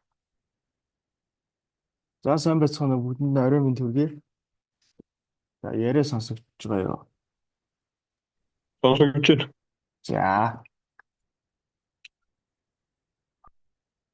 За сая манай дахиад ерөөд нь үйл явдлуудыг бол одоо таймлайд яриад хүргэлээ. За ер нь бидний зүгээс бол яварчсан. Одоо яг хансинг индексийн чарт харагдаж байгаа. За тэгэхээр хамгийн ихэнд бол шаардлагатай байгаа зүйлсүүд бол мэдээж за энэ өмнөх 23 оны 2 сар орчимд за 23 оны ихэр тийм ээ тогтчихсэн энэ орой байгаа. За бид нэр өөрөөдөө цаашаа өвчтөе өсөлт үргэлжлэнэ гэдгийг одоо баталгаатай болгохын тулд гэсэн үг. За баталгаатай болгохын тулд за байж байгаа. Эхний ээлжинд бол мэдээж 22,800 гэдэг энэ ханшийг бол одоо давах шаардлагатай байгаа. За тэгэд энэний дээр ерөөхдөө арилжаалагдаж өөрөө үзүүлэх ёстой. За хамгийн ер нь өөрөө хансаг индексийн хүлээгдэж байгаа хамгийн хүчтэй цэг бол ерөөсө 24,200 гэдэг энэ цэг бол одоогийн байдлаар бол хамгийн өндөр эсэргүүцэл авах магадaltaй цэгүүд бол болоод үлдсэн байгаа гэсэн үг. Тэгэхээр хансаг индекс бол одоо за дэшигээ 7% тийм ээ. 7.7% өсөлтүүдийг бол үзүүлэх боломжтой байна гэсэн үг. За энэ фьючерсийн ханш учраас одоо ингээ 24 цаг ингээ хөдлөө явж байгаа гэсэн үг. За одоогийн байдлаарсан. Тэгээ өнөөдөр бол ямар ч байсан биржийн цагтаа амьдж энэ оройг бол баг зэрэг эвдэж үзүүллээ. За тэгээд бирж хаагдсан. Тэгтээ фьючерсийн ханшууд хөдлөд явж байгаа. За бидний ерөөхдөө тодорхойлж байгаа бол энэ 24215 гэдэг энэ ханш бол хүчтэй эсэргүүцэл байна. За тэгээд бид нар юуг одоо харахыг хүсэж байна вэ гэхлээр одоо нэгэнт бүгдээр яг энэ тийм ээ өмнөх одоо хүчтэй оройн цэг дээр дөхөөд ирсэн байхад нь энэ хавьд нь байтна гэж бол байхгүй. Нэг бол биднэрт юу хэрэгтэй вэ гэхлээр уналтууд бол ийшээ оруулж ирж үзүүлэх хэрэгтэй. Эсвэл энийг даваад буцаж энэ дээрээсээ тийм ээ тест хийгээд тэгээд ийшээ өснө гэсэн ийм хоёр хөлбараас л ерөөдөө сонголтыг шаардлагатай болно гэсэн үг. За тэгэхээр Хонконгийн зах зээл тэр ерөнхийдөө Хансенг индекс бол одоо Хонконгийн зах зээлийн тэр чигт нь одоо ингээд төлөөлөж явчихна гэсэн үг. За 24200 гэдэг бол өөрөө их хүчтэй эсэргүүцэл бол байх боломжтой. За энийг давсан тохиолдолд бол бид нар 26700 гэдэг орчим ханш руу бол ерөөдөө ханш бол саадгүй эсэргүүцэл багтай тийм ээ багтайгаар огцом ер нь бол хүрэх боломжтой байна гэж одоо томьёолч байгаа гэсэн үг. За магадгүй энэ ингээд доошоо татчих магадгүй тийм ээ. Тэгэхдээ ядаж 10 дугаар сард бол одоо энэ хавьд ерөөдөө арилжаалагдах ёстой болчиход байгаа өөрөө. За 10 сар дөнгөж эхэлж байна. Одоо өнөөдөр 10 сарын 2 нь шүү дээ тий.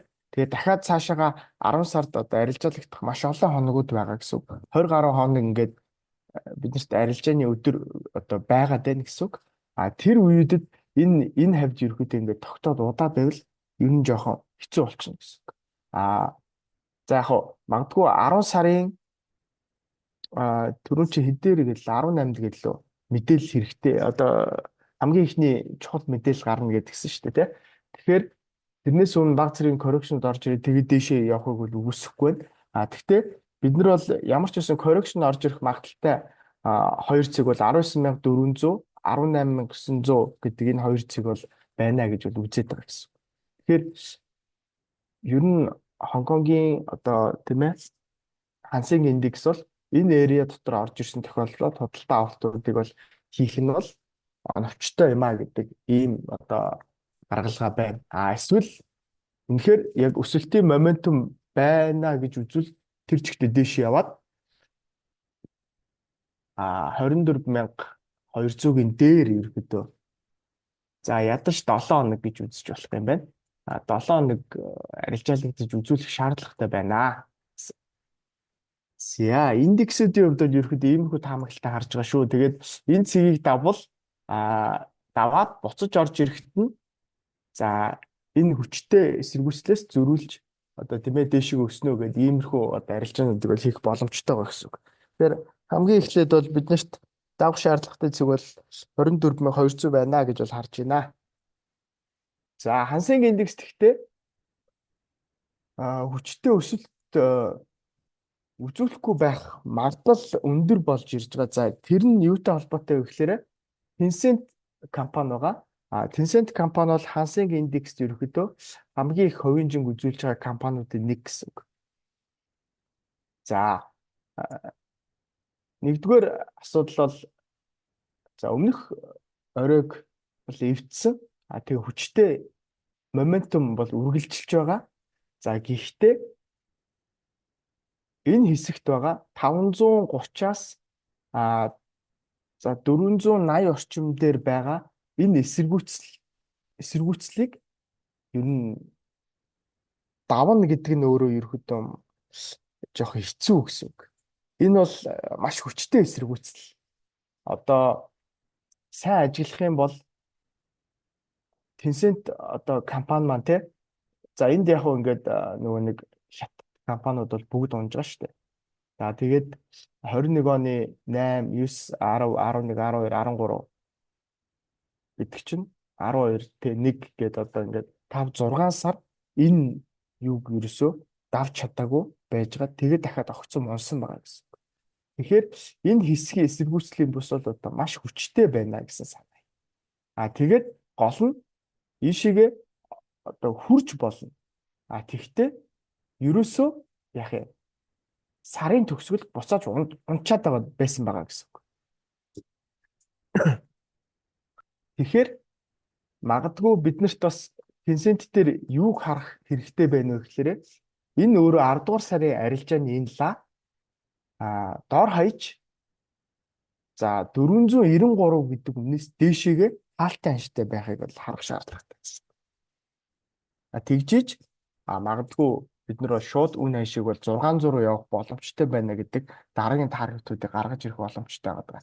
Тэгэхээр Хансинг индексийн хамгийн ер нь тэргүүлэх хувийн эзэлдэг нөлөө бүхий одоо том хувьцааны ханшны эсэргүүцлийн цэг ойрхон ирсэн байгаа нь Хансинг индексийг ер нь бас энэ хавьяас эсэргүүцэл аваад буцаад коррекшн орж ирэх магадлалыг ер нь бол өндөр болгож байна гэж бол үзэж болохоор.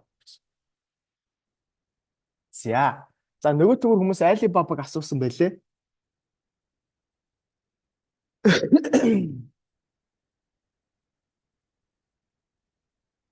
За Alibaba-г асуусан байна. За Alibaba-г бол би Нью-Йоркийн хөрөнгөний бирж дээр байгааг бол яасан. За тэгээд ер нь бол өмнөх monthly update-уудаараа ч гэсэн хэлээд байгаа. Alibaba компани бол яг энийг давах шаардлагатай байгаа. Тэгээ ер нь бол Alibaba компани хүчтэй эсэргүүцсэн цэг дээрээ ч ер нь ойлгохтой ойртог байгаа гэсэн үг. Мэдээж 125 гэдэг энийг л ерөөхдөө даваал гарах хэрэгтэй байгаа. За тэгэх юм бол ингээд 140 руу очиж болно гэсэн үг. Бидний ер нь харж байгаа боломж төлбөр бол хэрвээ Хонконг өсөөд энэ дундаас Alibaba өсөх юм бол 164 за 160-аас 165-ын хооронд энэ хувьцааны ханш бол очих боломжтой байна гэдэг энэ таамаглал таргетыг бол одоо баг айл 4 жилээс хойш яриад байгаа тий. Тэгэхээр тэгтээ эхний ээлжинд бол мэдээж 125-ыг бол давах шаардлагатай. Тэгээ одоогийн байдлаар ерөөсөө очоогүй байгаа энэ бол. Тийм учраас Alibaba компани хувьцааны ханшийг бол үргэлжлүүлэн хүчтэй өсөлтөд одоо үзүүлнэ гэж бол бид нэр яг одоо тийм ээ таамаглаж бол чадахгүй байх гэсэн. Өмнө нь бол ийм хэмжээний өсөлтүүд бол бас хэд хэд одоо оролдож байсан. За одоо энд байна шүү дээ тий. 23 оны ихээр бол үзчихсэн. За тэгээд чадаагүй. Тэгэхээр энд бол бас хүчтэй эсэргүүцэл байна гэсэн үг. Ер нь бол одоо юу гэсэн санаа гэхээр Alibaba хувьцааны шингээ явж исэн хүмүүс ингээд ороод ирэхэд энэ хэсэгт маш их баайцсан гэсэн үг. Одоо энд маш их бай захиалгатай хүмүүс байсан. Одоо худалдаж авсан гэсэн үг шүү дээ. Тэгээ ингээд унсан. Одоо зарим нэг нь иргэжсэн дахиад ингээд унсан. Хүмүүс юу гэхээр за ядаж ашигчгүй алдагчгүй гарыг гэдэг энэ дэр бол маш их одоо захиалгууд тийм ээ. Аль одоо баг 2 жилийн өмнө худалдаж 120 дээр худалдаад авсан хүмүүс за ер нь амиа байруул би одоо ингээд тийм ээ ашигчгүй алдагчгүй зэрэг дээрээ гарья гэдэг энэ тактиктаагаар энэ маш их захиалга хүлээж байгаа гэсэн үг. Тэгэхээр юу гэсэн үг вэ? Тэрийг давж чадсан их хэмжээний buy volume орж ирж нэг сэтэлж гарах шаардлагатай гэсэн. Тэгэхээр зөрүүлээд 2 жил цуглуулагдсан байгаа захиалгын пүүлийг одоо тийм ээ нэвтэлж гарах хэмжээний ийм их одоо мөнгөн дүн өөрөө орж ирэх шаардлагатай гэсэн үг. За тэгвэл одоогийн байдлаар Хонконгийн зах зээлийг харуул ийм хэмжээний одоо мөнгөн дүнгийн пүүлийг бол үүсгэж чадхаар байна. Тэрийг хэрвээ үнэхээр үүсгэж чадах юм бол дахиад цаашаага үн ханшууд бол одоо эхний ингэж моментумыг ашиглаад дараагийн моментум үүсэх боломжтой гэж бол хараад байгаа гэсэн. Тэгэхээр энэ захиалгын пүүлийг авлаа, дахиж ирлээ, ингээд өсөөд Alibaba бол ийшээ хүрэх боломжтой харагдаж байна гэсэн үг. За өөр юу гэсэн байлаа манайхаа. Цахилгаан автомашин. Цахилгаан автомашин гэсэн тий. За цахилгаан автомашин. За би ерөөсөө түрүү энд нэг хүн Xpeng асуусан байлгүй. Тэгэхээр Xpeng-ийн талаар л ер нь бол одоо ярьчихъя. За би тэгээд ер нь лайв болгон дээр л яриад байгаа да. За надаа бол за Xpeng өссөн. За би ер нь бол одоо Xpeng-ийг бол 3 гэдэг тий. Тэгээ яг 3 биш ер нь 3 орчим гэж одоо хэлээд байгаа шүү дээ. 3 орчим ханш руу бол хүрэх боломжтой байна гэж яриад байгаа гэсэн. Хэрвээ та LED Xpeng-ийн компани хувьцааг авсан бол тэгээд тэр чинь одоо таны брейк even дээр ханшин дээр ирж байгаа бол ер нь одоо тийм ээ тодорхой хэмжээ ихэнх дийлэнхийн ер нь бол хаасан дээр болоо гэж бол бодож байна. Яагаад вэ гэвэл Xpeng компани официны ханш дээр бол одоо эсэргүүцлийн одоо төвшөндөө бол ирсэн байгаа гэсэн. Яг одоо ингээд хүрээд ирсэн. Энд дээрээс ерөөхдөө ханшийг маш өвчтэй эсэргүүцээд байгаа гэсэн. Тийм ээ. За ялгаагүй мө Alibaba компани одоо официны юутай бол их ойролцоо гэсэн үг шүү дээ энэ чинь. За ханш өсөж явсан. Маш олон хүмүүс баяцсан. За энэ дээр ирсэн. Дахиад энэ ханш дэше өсөх байх гэж удаад энэ дээр маш олон хүн баяцсан. За ингээд те одоо 7 сард өсөлт явагдаад 12 сар хүртэл хүмүүс яг энэ 13 гэдэг үнийн түвшин дээр маш их бай захиалга өгсөн байгаа гэсэн үг. За тэгээд яг уу Xpeng 13 боллоо. За 10 боллоо, 7 боллоо. Хүмүүс ер нь л баг ихэнх нь зарахгүй энэ дээр баяцсан хүмүүс л тий. Тэгээд бид нар ер нь бол одоо энд бай захиалга хийсэн хүмүүс энэ моментн дээр гарцсан байж болно. Харин ханшийг энэ одоо зон дотор баяцсан хүмүүс энэ хавьд бол гараагүй байгаа гэсэн.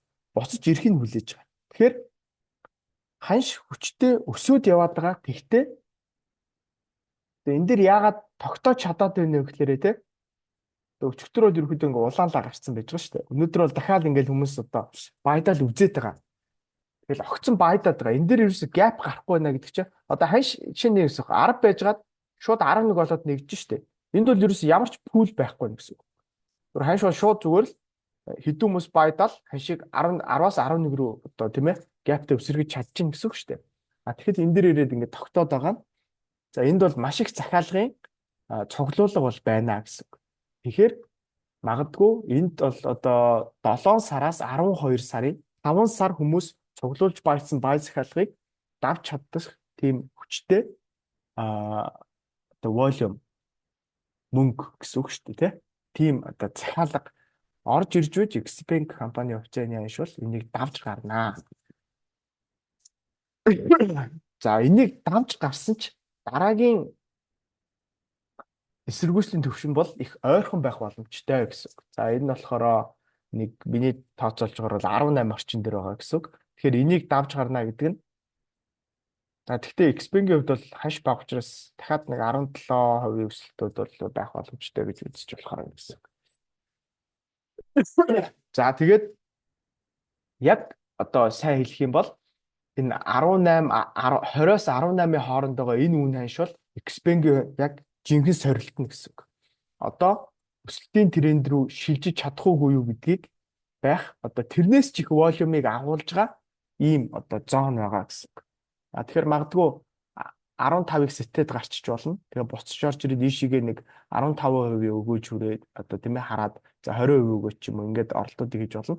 Тэгэхээр юу гэхээр магадгүй Xpeng Neo гэдэг ч юм уу энэ цахилгаан автомашинуудын тийм ээ одоо баг зэрэгч ашигтай ч хамаагүй ер нь жоохон ч гэсэн ашигтай байгаа бол тодорхой хэмжээний багцуудыг ер нь ихэнх дийлэнх нь бол сулж яхан зөв шүү гэж бол би үзээд байгаа. Тэгээд тренд ерөөсөө өөрчлөгдөөгүй байгаа. Индексийн тренд ч өөрчлөгдөөгүй байгаа. Alibaba ч өөрчлөгдөөгүй байгаа. За Tencent бол өөрчлөгдсөн байгаа. Гэхдээ Xpeng Neo энтриг бол ерөөхдөө чиглэл бол доошоогоо байгаа. Тэгээд ер нь 22 оны 11 сард үүсгэсэн зөв мөрийг ч одоо давж чадаагүй байгаа тохиолдолд бид энийг дээшээгээ маш хүчтэй өсөлт явнаа гэдэг ингээд яг одоогийн үн дээр байдна гэдэг бол хэцүү гэсэн. Харин ч тэрний оронд байгаа позициудынхаа захиалгуудыг бол сулж явах шаардлагатай. Хэрвээ магадгүй таны одоо Xpeng-ийн худалдаад авсан ханш бүр юм 20 хэд мэд дээр 30 моч дээр байгаа бол юу вэ гэхээр одоо ханшийг татчих яхаар тодорхой хэмжээгээр доошоогоо 10-аас доошоо орсны дараа татаж үзээд тий. Тэгээд бүр ерөнхийдөө за 3 орчим дээр очиж ижил ер нь ололтууд бол ханах боломжтой болов уу гэж бол бид нэр тооцоолоод байгаа гэсэн үг. Тэгэхээр Xpeng, Alibaba за эндээс яг хансны индексээс хараад Tencent л гоё яваад байгаа гэсэн. Тэгэхдээ эсэргүүцлийн цэг нь ойртож байгаа. Alibaba, Xpeng хоёр бол давж чадахгүй байгаа. Гэтэ энийг давхад бол маш их захиалга шаардлагатай. Яг тэгвэл энэ компаниудын хувьцаа өөрөө он удаан жил унтсан байгаа гэсэн үг. Гэхдээ өдөр болгон маш их хэмжээгээр арилжаалагддаг байсан. Тэгээд тэр ингээд цугларсан байгаа захиалгыг ер нь одоо тийм ээ цуглуулгыг ингээд сэтэлж гараад өснө гэдэг нь бол маш их хэмжээний л ер нь одоо хөрөнгө оруулагч нар орж ирэх шаардлагатай байгаад байгаа. Тэгээд өөр их одоо мөнгө шаардлагатай болох учраас энэ бол бас жоох хэцүү даалгавар байна гэсэн үг. Нэгэн тэгтээ гараа явчих юм бол бид нэр оролтуудыг хийж болно. Яг одоо бол болохгүй гэсэн үг. Гарсныхын дараа буцаж орж ирэхэд нь бай орно. Эсвэл одоо унсныхын дараа ёроолын цэгтээ нь ойртоод ирэхэд нь дунджаа татчих болно гэдэг ч юм уу. Иймэрхүү ер нь бол зүйлүүд бол цахилгаан автомашин дээр байгаа. За мэдээж цахилгаан автомашин бол ирээдүй байх боломжтой. Тийм ээ. G7-гийн ер нь бол одоо ярилцсан хүрээнд хүлэмжийн ялгарлалтыг бууруулж байгальд орчин дээлтэй сэргээгч хүчний технологиуд руу дэлхийн нийтээр шилжих ийм хөдөлгөөнүүд бол явж байгаа. Тэгээд яг тэр хүчтэй байх үедээ бол одоо эксперимент дээр бол одоо 70-80 хүрээд тий. Хөөсөрдгөө одоо ер нь ингээд яг хүчин чадал дээр суурилсан бод дүнлэгэн дээр бол яг ирчээд байгаад байгаа. Тэгээд үнэхээр яг G7 дээр дахиж нэмэгдэж юмнууд яригадаад за тэгээд мэдээж бидний одоо юу гэдэг чинь хүлэмжийн хий ялгаруулдаг. За ялангуяа энэ дотоод шаталтай хөдөлгүүртэй энэ автомашинаас цахилгаан автомашин руу ер нь хурдан шилжих шаардлагатай байгаа. Тэгвэл ер нь бол зүгээр цаад санаа дэлхийн дулаар явагдаад хойд мөсөнд бол хайлаад байгаа. Тэгээд тэрнээс болоод улс орнууд живэх одоо боломжтой байгаа гэдэг ийм энгийн л ер нь логик өрөнд одоо шилжилтүүд хийгдээд байгаа шүү дээ.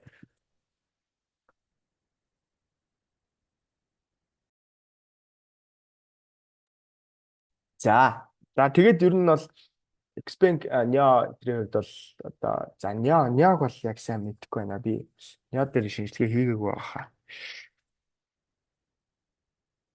Тийм. За гэхдээ ер нь төстэй. Одоо ингээд яг харах юм бол ийм л гэсэн үг байхгүй юу?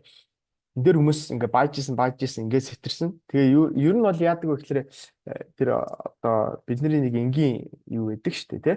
Өмнө ингээд спорт болж исэн бүс чинь эргээд ирэхээр ингээд сэргүүцэл болчтой маа гэдэг юу хэлсэн. Энэ нэг маш их хүмүүс баажсан байгаа гэсэн үг.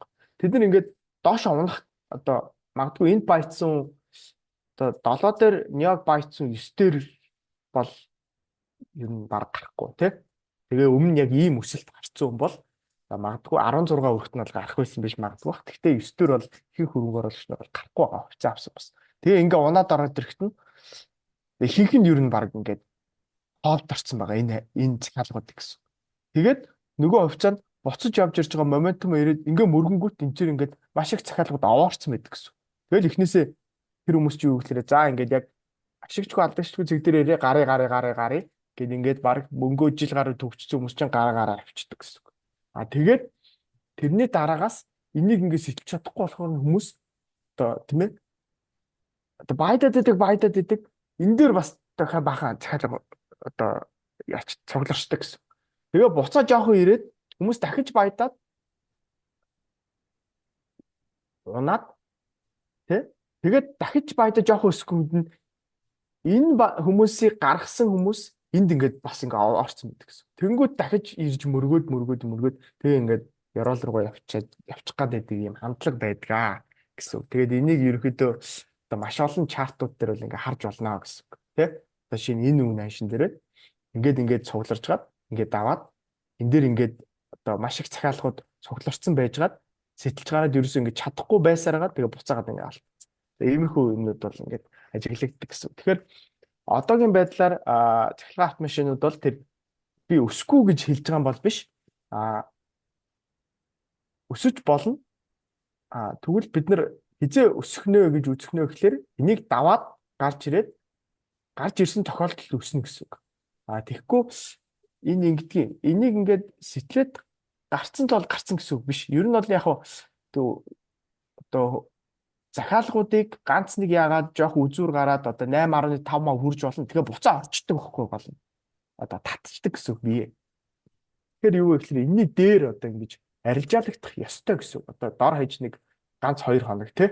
Энэ лаанууд одоо 2 3 биржийн турш ингээд харилцаалагдах юм бол болно гэсэн. За China Wank-ыг бол хүмүүс их асуугаад байна. За манайхаас бол Wank дээр орсон хүмүүс бол их байгаа хаа гэж бодож байна тий. За тэгвэл шууд Wank-ыг ярьчих. Wank чи юу лээ? 2202 үлээ. За 2202 байна. За дээлийн 1198 12 ялгаагүй юм байна. За тэгвэл ингээ харчээ. За юу 2-7 хоногийн дотор те 2-7 хоногийн дотор ингэсэн.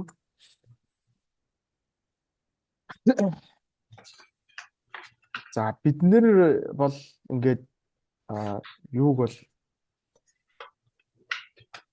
Wank-ыг гэрн манайхаас санал болгоод тэгээ байтцсан байгаа шүү дээ тий.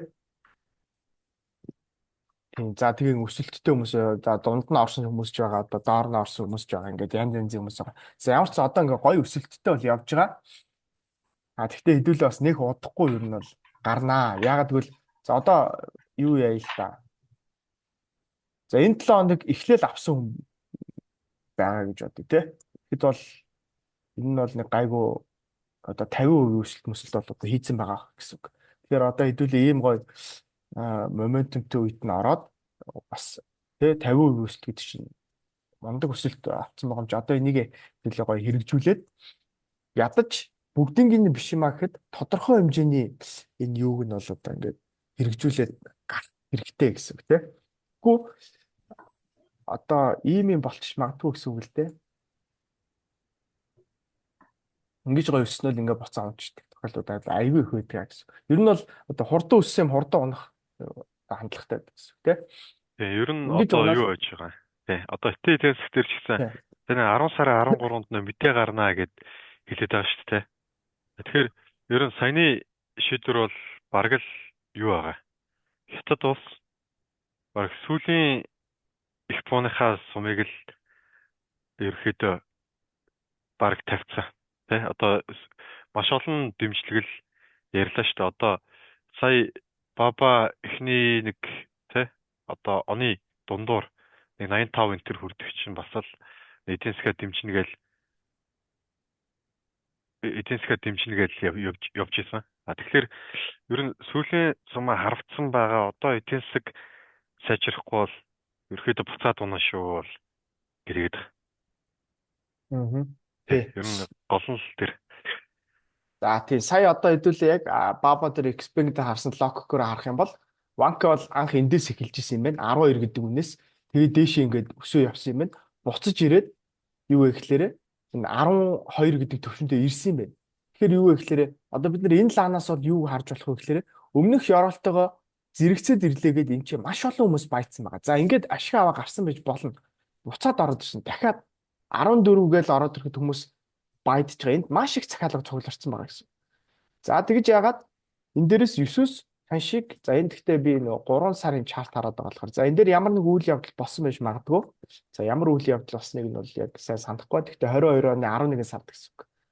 За тэгээд хүмүүс энэ хэсэгт одоо маш их баяцсан. Ер нь бол одоо юу гэхээр бид нар энэ хаваар ингээ орцсон байгаа тий. Одоо бид нарыг яаж ийнэ гэхээр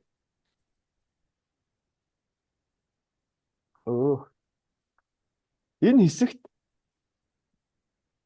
маш их захиалгын цуглуулга хүлээж байгаа шүү гэсэн үг. Тэ?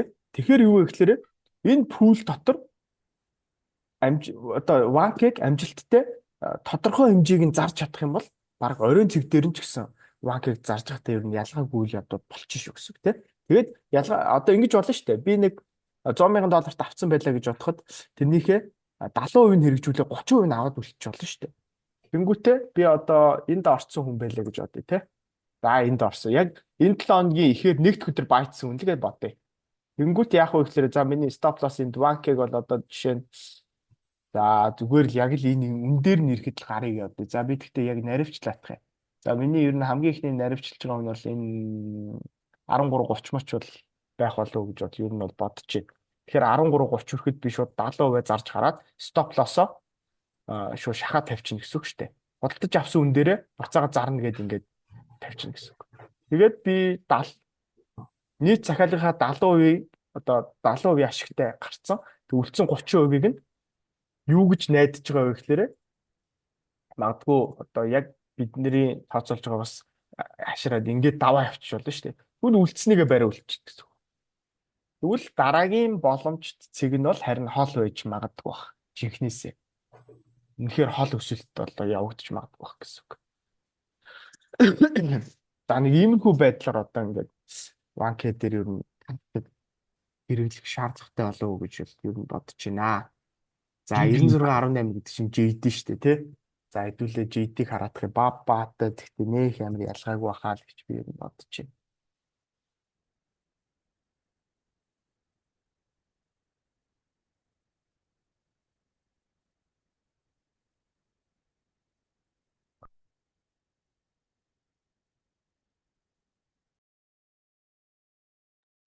За JD би тэгтээ яг JD дээр бол яг шинжилгээ хийгээгүй байгаа юм байна. Sorry. Тэгтээ яг Alibaba-тай ч адилхан ч биш юм байна.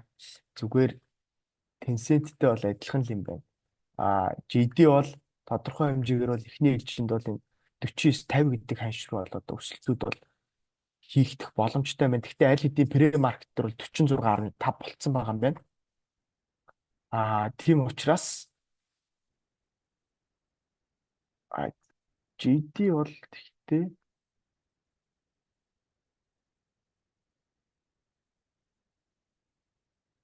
GD бол тэгтээ Alibaba-г бол яг үнэндээ харьцангуй Alibaba-г бодох юм бол ер нь бол bullish байгаа юм биш үү? Bullish маш хүчтэй байгаа. Тэгтээ яг Tencent-тэй адилхан гэсэн. Одоо Tencent-ийг харах юм бол биднээс юу байгаа гэхээр энд ингээд ийм том эсэргүүцэл төгссөн байгаа гэсэн. Тэгэхээр GD-гийн эсэргүүцэл нь бол бас айгүй их төгссөн байгаа. 51 52 гэдэг ханшууд дээр одоо байгаад байна гэсэн үг. Тэгээд магадгүй яг GD-г одоо тий бид нар нэг хэсэг санал болгосон шүү дээ. Энэ хавь дээр одоо байц хүмүүс бол одоо байхыг үүсэхгүй. Тэгвэл хамгийн ихний юу болох вэ? 48 80 ч юм уу энэ ханшууд дээр өрхөдөө гар авчвал болохоор л байна. Гэхдээ бүгднийг нь зарах албагүй. Дээшигээ 52 ч юм уу хүрэх боломжтой. Тэгэхээр акцийнхаа ихэнхийг гэсэн үг 60 юм уу эсвэл 70% юм уу. Тэгээд ашгаа гоё. Тэгэхгүй одоо яг ингээнтэй нөгөө моментум үүсээд хүмүүс одоо цахилганд орж байгаа учраас энэ дээр хэдүүлээ энэ моментумыг тодорхой хэмжээг нь бол ашигтай гаргаж ингэж одоо юу гарах шаардлагатай шүү гэсэн үг. Intel орж болох цэг гэж харж болох уу гинэ. За би Intel-ийг нэг бас салт хараадах. За яг одоогийн байдлаар бол Intel-ийг миний хувьд бол орох боломж цэг гэж бол харахгүй байна. Гэхдээ Intel бол индекс багтж байгаа. Гэхдээ би индексүүдийг бол ер нь дээшгээ өндөр өсөлтөд үзүүлнэ гэж бол хүлээж байгаа. За өнөөдрийнхөө маркет апдейт дээр ч гэсэн ерөөхдөө хэлсэн. Гэхдээ Intel-ийг бол сонгож баятахгүй.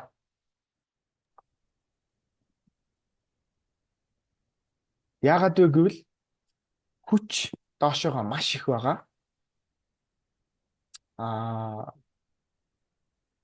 Ер нь л бол Intel тэгэл доошоогоо маш их хүчтэй унж байгаа гэсэн. Дээр харвалаа.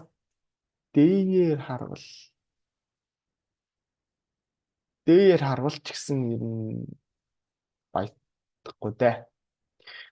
Яг тэгвэл бид нарыг бол яг энд бас яг адилхан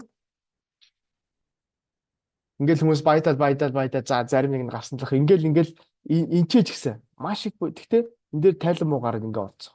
Тэгээ буцаж орж ирэх чинь энэ дээр захиалга хүлээж байгаа энэ дээр захиалга хүлээж байгаа гэсэн. Гэхдээ би яг day trading хийх ч юм уу энэ дээр бол сайн мэдэхгүй байна. За TSM гэж бичээдсэн тий. TSM энэ дээр. За TSM-ийг бол өстэй хизээ шинжилгээ хийлээ 5 сар шинжилгээсэн шүү дээ. Энэ дээр байд энэ дээр гарыг гэсэн. За ингээд нэг 30% ашиг хийсэн. Тэрнээс хойш ерөөхдөө шинжилгээг байгаа.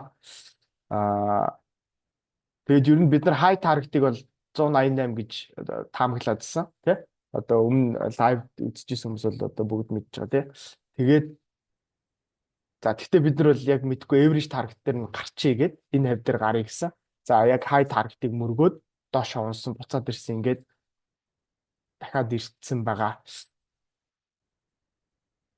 За TSM дээр бол өстэй яг сайн хэлж мэдэхгүй байна. Тэгтээ би бол зүгээр энгийн за яг хоо тэр шууд ингээд харъя. Ингээд хар. Weekly-гээр ингээд харвал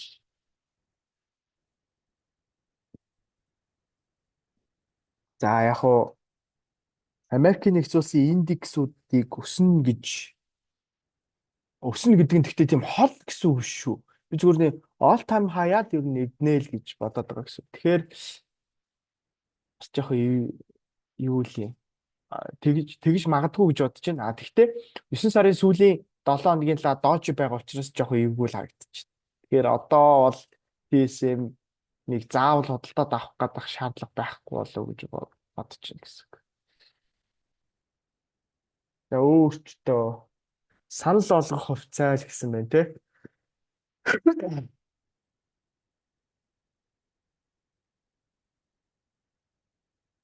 Яг одоогийн байдлаар бол бид нар юу хувьцаа санал яг хувьцаануудын листүүд бол байгаа. Гэхдээ юу санал болох хувьцаа бол тэр дундаас яг одоо ингээд энэ шүү гэж хэлэх хувьцаа бол хараахан байхгүй байгаа. Хүлээгдэж чинь дандаа тийм ээ. Ялангуяа хятадууд төр бол ингээд хүлээгдээд байна гэсэн үг. За хэд хоногийн өмнө бид нар чинь нэг Wanke хятадын үйл хөдлөх хөрөнгө энэ гэдэг одоо ингээд байт хүмүүс байгаад байгаа шүү дээ. Тэгэхээр одоогийн төвшөнд бол бүгд яг эсэргүүцлийн хүчтэй эсэргүүцлийн зэг дээр яг шийдэх зэг дээр ирчээд байгаа учраас одоо яг энэ шүү тэр шүү гэдэг санал болох хувьцаанд бол байхгүй байна. Тэгээд хэсэг хугацаа өнгөрөөд энэ бүхэн болоод өнгөрсний дараа бол одоо санал болох хувьцаанд бол дахиад гараад ирнэ гэсэн үг. Зя. Юм асууж болох уу? За.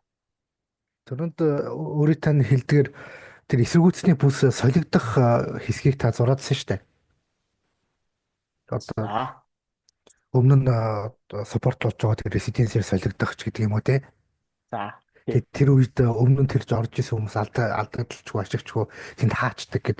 Энэ логикийг яг одоо хаанаас одоо олж мэдсэн бол энэ бол надад бол айгүй чухал санагдаад байгаа байхгүй юу. Хэрвээ яг энэ одоо ийм логикоор юу яах юм бол чартыг одоо уншихад бол маш хялбар болох юм шиг санагдаад байна л да. Тийм. Гэхдээ яг зүгээр л энэ чинь ингээл хөрөнгөний зах зээл дээр оролцдог хүмүүс ер нь яг мэддэг логик гэсэн үг л дээ. Тийм. Одоо яг л зүгээр ингээл чартыг харна гэсэн үг байхгүй юу? Өөч зурцсан байгаа юм шүү дээ. Тэгээд одоо энэ л гэсэн үг шүү дээ, тий? Одоо ерөөсөө ингээ хувьцааны арилжаан дээр бидний ингээ баримтлагдаг хамгийн энгийн зарчим бол бид нэр хувьцааг хямдхан багт нь аваад үнэтэй багт нь зарах юм бол ашиг хийж чадна гэдэг юм энгийн логик байгаа шүү дээ. Одоо дөрөв нь тэнгуут хүмүүс яадаг вэ гэхээр одоо яг энэ дээр л ингээд харагдаж байгаа гэсэн үг. Энэ өмнөх орой дээр одоо оройг сэтлээд ингээ гараад ирэхлэнгүүт энэ юу гэхээр маш хүчтэй ингээд бай захиалгууд орж ирсэн учраас сайн шиг ингээ хүчтэй өсөж байгаа гэсэн. За гэхдээ мэдээл зарлагдсан л баг л та. Одоо энэ үед Tencent-ийн тайлан байлын сайн гарсан юм болоо. Яасан юм бол эсвэл одоо хятадын засгийн газраас яана гэсэн юм бол яг сайн одоо санахгүй байна гэсэн. За ингээд хүчтэй өсчлөө. Тэнгүүд хүмүүс яадаг вэ гэхээр ийм өсөлтийг харуулад одоо энэ чинь ингээ FOMO гэсэн үг байхгүй юу? Zoom доо бивцсэн. За би Zoom-ыг дараа нь харж өгнө. Ингээд тэнгүүд хүмүүс яах вэ гэхээр унаад эхлэнгүүт эндээс нь эхлээд ингээ байдаад эхлэн гэсэн үг байхгүй юу? Байдаад эхлэн. Тэгэд яадаг вэ гэхээр энэ дээр ингээд хүмүүс байдах нь зөвлөдөө одоо яг энэ логикоор гэсэн үг тий. Тэгтээ энэ дээр хитрхээ удаж болохгүй гэсэн. Тэгэл 1 2 ингээд удаад эхлүүл тэгэл ер нь одоо эн чинь ингэ штэ 8 сараас хүмүүс байдаад эхлэнэ гэсэн үг байхгүй. Tencent-ийг бишээ Xpeng-ийг 23-аа давна гээл одоо энэ байдж байгаа хүн бол 23-аа давна гэж байдаад байгаа шүү дээ тий. Тэгсэн чинь 8 сар боллоо, 9 сар боллоо, 10 сар боллоо, 11 сар боллоо, 12 сар боллоо. Тэгээд болохгүй болонгууд хүмүүс зарж эхэлж байгаа шүү дээ. Тэгэл ингээ унчиж байгаа гэсэн. Тэнгүүт энэ ч одоо маш их баяц захиалгатай хүмүүс үлдсэн байгаа. Ингээд угаасаа харагдаж байгаа шүү дээ, тий? Одоо хүмүүс хаана их баяцсан байна вэ гэвэл энд их баяцсан байна гэсэн. Тэгээ ялангуяа хүмүүс одоо би жишээ нь ингээд 17 дээр баяцсан байлаа заяа. Тэнгүүт ханш ингээд 13 болоод ороод ирэн шүү дээ. Тэнгүүт би ингээд унтчаа 15 руу татмаар санагдсан шүү дээ угсаа, тий? Тэгэл 18 дээр 19 дээр баяцсан бол 13 дээр одоо тэгэл нүдэ нэл байдна. Дэмжнэгээл байдна гэсэн. Тэгээ болохгүй ингээд ирлээ. Түрүү оны 8 сараас бараг жил гаруй энэ ингээ мөнгөө төгсчихсэн байгаа хүмүүс юу гэж бодох вэ? За ерөөсөө миний дундаж болоо одоо ингээ 14 дээр байгаа. Ачигчгүй алдагчгүй зэг дээр зүгээр байж шууд. Энийг өгөөл мөнгөө гаргаад ер нь дахиж хувьцаа бараг хийж авахгүй л гэж одоо бодож байгаа гэсэн. Жилд мөнгөө төгсчихсэн. Тэгэхээр энэ ингээ захиалга оорцсон. Өөр ингээл яг энгийнээр харахад л тийм гэсэн. Тэгээд одоо яг хуу зүгээр худалдаж аваад юм нь унчих юм бол хүмүүс ер нь тэр болгон зардггүй. Тэгээд за hold for life гэж хүлээчдэг гэсэн үг шүү дээ. Тэгэхээр энэ логикоор л ер нь тэгэл ингээ харж болно л доо. Тэгэхээр энийг давах юм бол харин бид нар дараагийн түвшин рүү явуулж байна.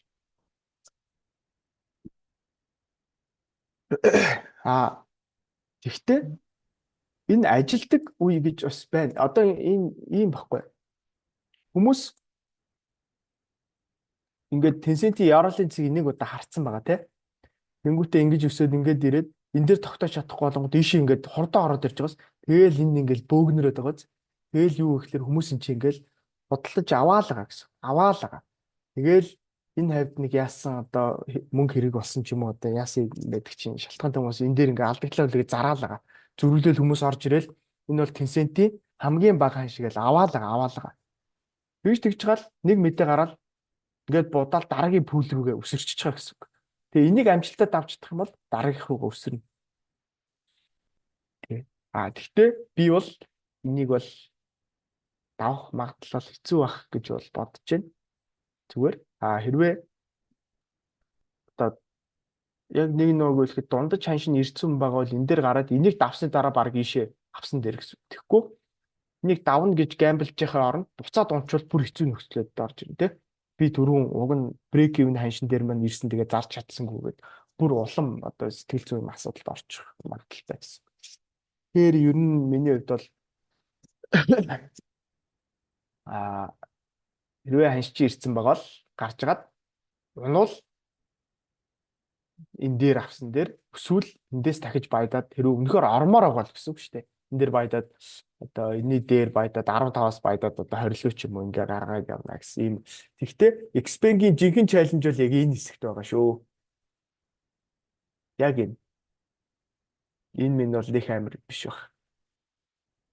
Тийм яг жинхэнэ чаленж бол юу вэ гэхээр хүмүүс G7 цахилгаан автомашиныг дэмжин сэргээс төрчин мөч бүүм гэл тэнцэд буцаал ирсэн. Хүмүүс энд бол маш их авсан байгаа. Тэ? Ялангуяа 50 дээр байцсан хүмүүс бол 20 дээр хашаад унтчихна гэл ингээд ütсэн байна. Тэгэл энэ ингээд урууцаар галээш ороод ирсэн. Нэг удаа ирсэн энийг ерөөс давж чадаагүй. Энэ өсөл чи явж чадаагүй. Энд чи ингээд цахилгаан цуглуулахад бай хүлээгдэт байгаа. Тэгээ ерөөсөө нэг буудаал очиж хүрээл дахиж тийшээ хизэж хүрээгүй. Тэгээ ингээ аажмаар унсаргаад дахиад ирчээд байгаа. Тэгэхээр ингээд цахилга хаана цугларсан байна вэ гэдэг зүгээр ингээл ингээ харчих боломжтой гэсэн. За зүүмийн хэдүүлгээс харч. Тэгээд одоо арга дуусгая та тий.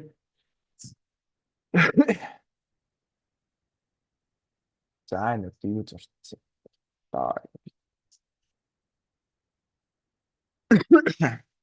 За зүүн дээр доов харах гэж байна шүү дээ тий. Зүүн доов өвчсөн гэж харж болох уу? Доов өвчсөн гэж харж болохгүй л юм байна да. За зүгээр яг миний хүн болгоны боддог юм бол юм байна. Одоо уучлаарай нөгөө алтны талаар ярина гэсэн алтаа ярихгүй. Алтуу? Тийм. Гэтэ би өглөө бас ярьсан шүү. За sorry, алтаа гэсэн ярьчих те. Алтыг бол ингэж харж байгаа. Дахиад дэше өсөх боломжтой өсөөд 2760-70 орчим руу бол одоо явах боломжтой байна гэж бол бид нэр үзэж байгаа. За тэгээд өчигдрөөс ер нь яг урдгтраас за өчигдрөөс л юм да. Одоо buy позициудыг бол одоо эзэлж эхэлсэн. За тэгээд дээшигээ 2770 гэж байгаа. За тэрнээс тэгээд дахиад доошоо 2700 руу унах болов гэж бодож байна. За тэгээд явсаар хагаад за тэгээ энэ хөдөлгөөн хийгдээ дуусны дараа яг яах вэ гэдгийг одоо дараагийн шийдвэрийг гаргаж болно. Тэгээд ер нь өглөө би нөгөө лайв дээр ихтэй сакс бол 2900 гэсэн бэлээ. Оны ихээр гэсэн 25 оны ихээр 2900 гэсэн бэлээ.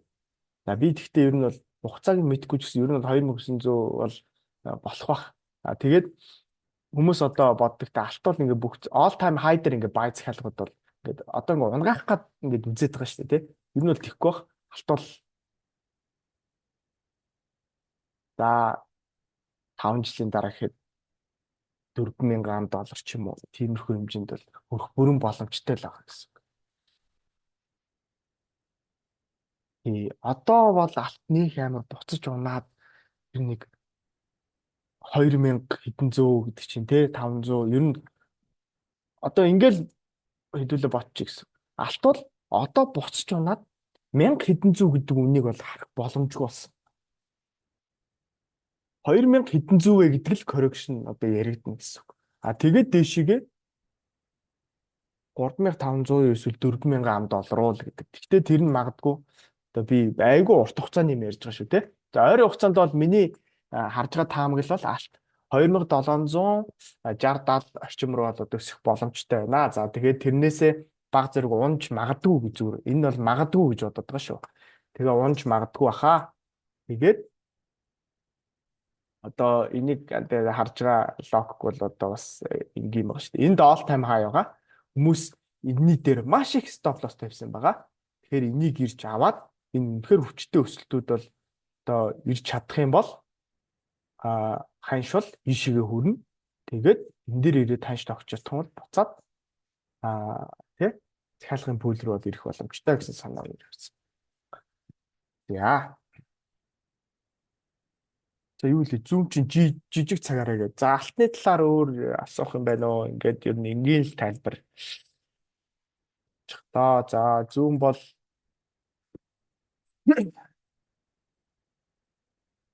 жижиг цагийн доо гэж ярьж байгаа тий.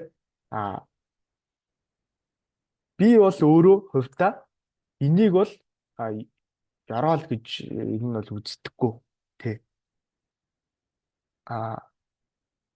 Энийг бол одоо жижиг цагийн доо гэдэг чинь одоо ийм юм ярих гэдэг шүү дээ тий.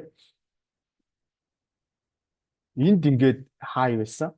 Тэгээд энд ингээд хамгийн доотын лоб байсан.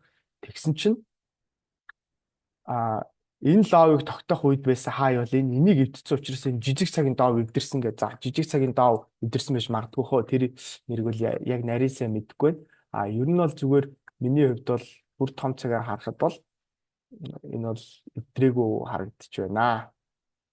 Дээшээ гэхдээ импульс бол өгсөн. Моментум бол дээшээ чиглэлтэй бол байгаа.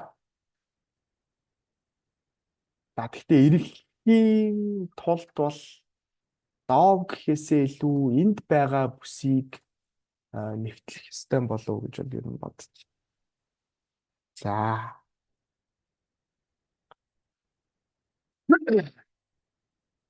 За тэгээд ингээд маш олон хувьцаа бичин. За эн чи юу лээ? Энэ нэг супер тийш үү. Супер майк.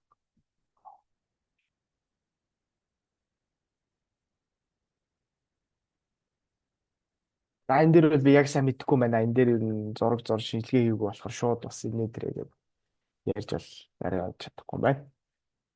Мэдэхгүй байгаа болохоор мэдэхгүй л байна.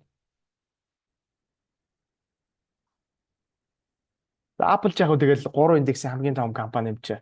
Би индексүүдийг ер нь өснө гэж бодоод байгаа. Тэгэхээр ер нь өсөх болов гэж бодож байна.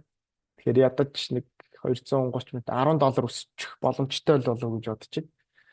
Яг сайн бас ер нь нөгөө нэг Apple Enter дээр шинжилгээнд бол хийсэнгөө. Яг бол ерөнхий зүгээр индекс дээр хийчихэр тэгээд нөгөө хан авахчдаг учраас тэгээд одоо S&P 500 очоод 500 компани байгаа шүү дээ. Тэр болгон дээр шинжилгээ нэг юм бол бодлаа. За тиймэрхүү ойл яхаар байна гэж байна. Ойлыг бол унах болов гэсэн юм тиймэрхүү бодолтой байна да. Future-ийн ханшийг нь харахад бол ойлыг бол бишээ унаад ороод ирэх болов гэж бодож байна. Энд хүчтэй эсэргүүцэл байгаад байгаа. Эндээс нэг эсэргүүцсэн дахиад нэг ирчээд байгаа тийм. За.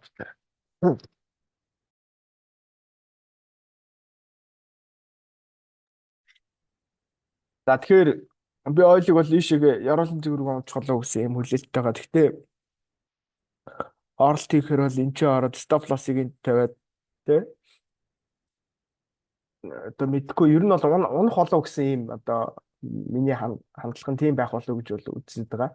Тэгээ одоо баядлаа гэхэд stop loss-ыг 74 дээр тавиад take profit-ыг 63 76 дээр. Гэтэ энэ crude oil-ийн юу штэ futures-ийн ханшаа штэ. Тэгээд та нар ямар бүтээгдэхүүн харж байгаа тэрний чинь ханшаас бол баг зэрэг бол зурж магадгүй.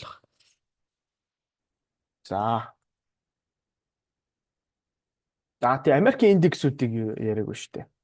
Америкийн индексүүдийг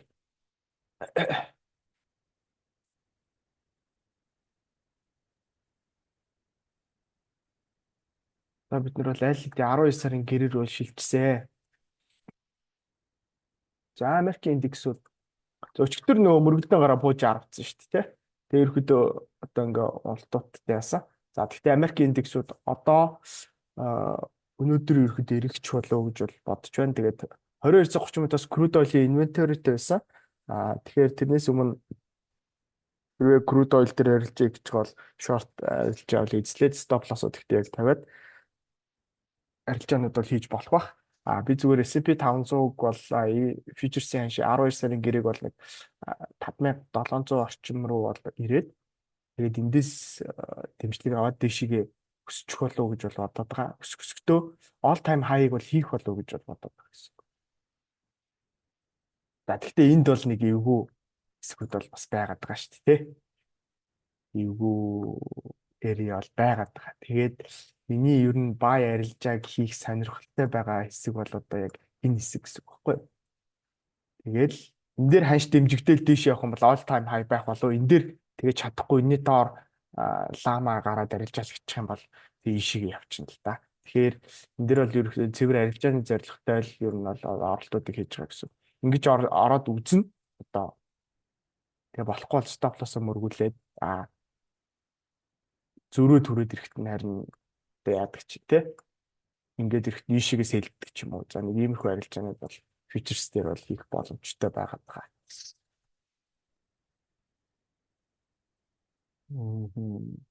За. Nvidia гэж байна. За Nvidia дээр тэгтээ би бас л зураагүй л байгаа.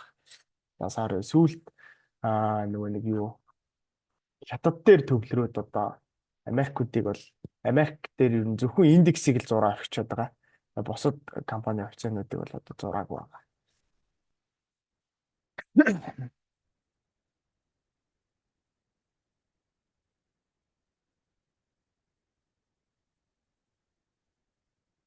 Тэстэ мэдгүй мээр энэ видеог л тий. Одоо яг ингээд шууд ингээд хэлэхдээ мэдхгүй байна гэсэн үг. Ер нь бол юу 100 дээр бид хэд бол өмнө оруулсанчлаа. Бай таргтыг бол 100 дээр оруулаад суур үзүүлэлтүүдийг бас харуулсан байгаа. Tesla ч ингээд болцсон шүү дээ тий. Tesla ч яалаа. Tesla дээр бол юу ер нь окей гэд болчихж байгаа. Тийм. Хэдүүлээ чинь Tesla-г бол одоо эндээс нь ахвала байтцсан байгаа шүү дээ тий. Одоо энэ оны ихээр одоо 2 3 4 5 одоо хэдэн сар байдгийг тий.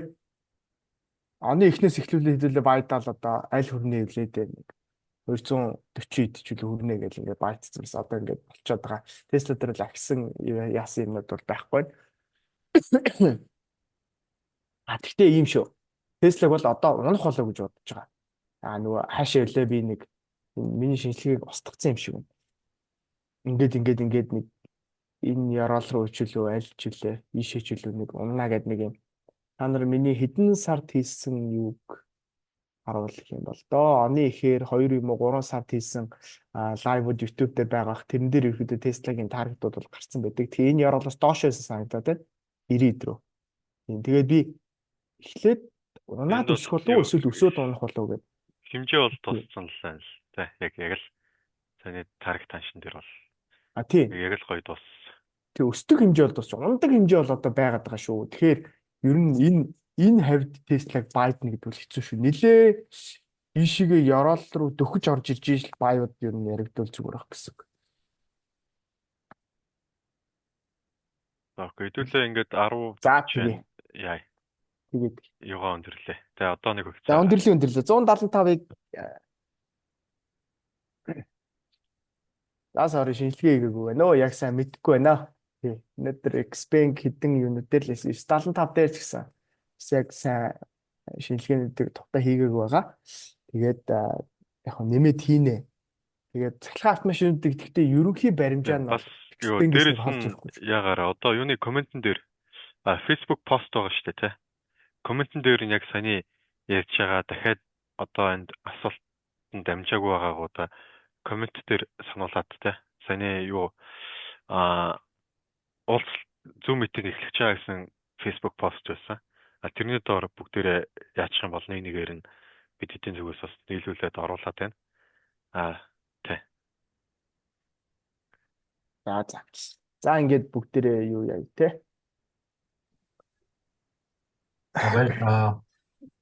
За өөр нэг хальт нэг асуулт байвал яачаа тэгээд өндөрлөе да бүгдээр.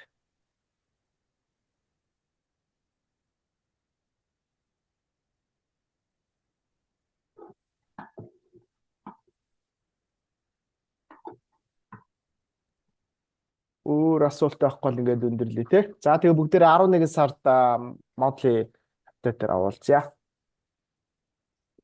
Баярлалаа. За баярлалаа өштэй. Баярлалаа.